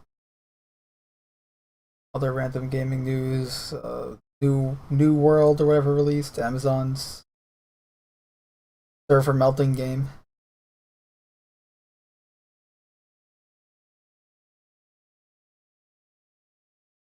Alright, but anyway, yeah, so anyone watching or listening, whatever, Wednesday, 6 p.m. Eastern, that's when we do our Wednesday show, The Leftovers, where we talk about really anything gaming, usually.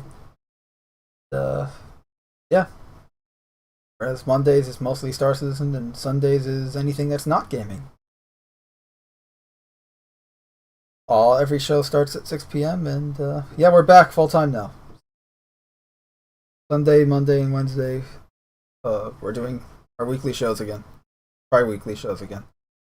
Alright, that's it. If you want to help support the channel, you guys know the drill. Give the video a thumbs up if you enjoyed.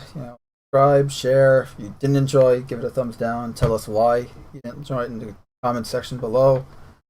As feedback helps. Want to help support us in a more personal way, we got the merch store in the description, along with the eBay store, which I got to add some more stuff to. Same with the merch store. I'm working on a t-shirt.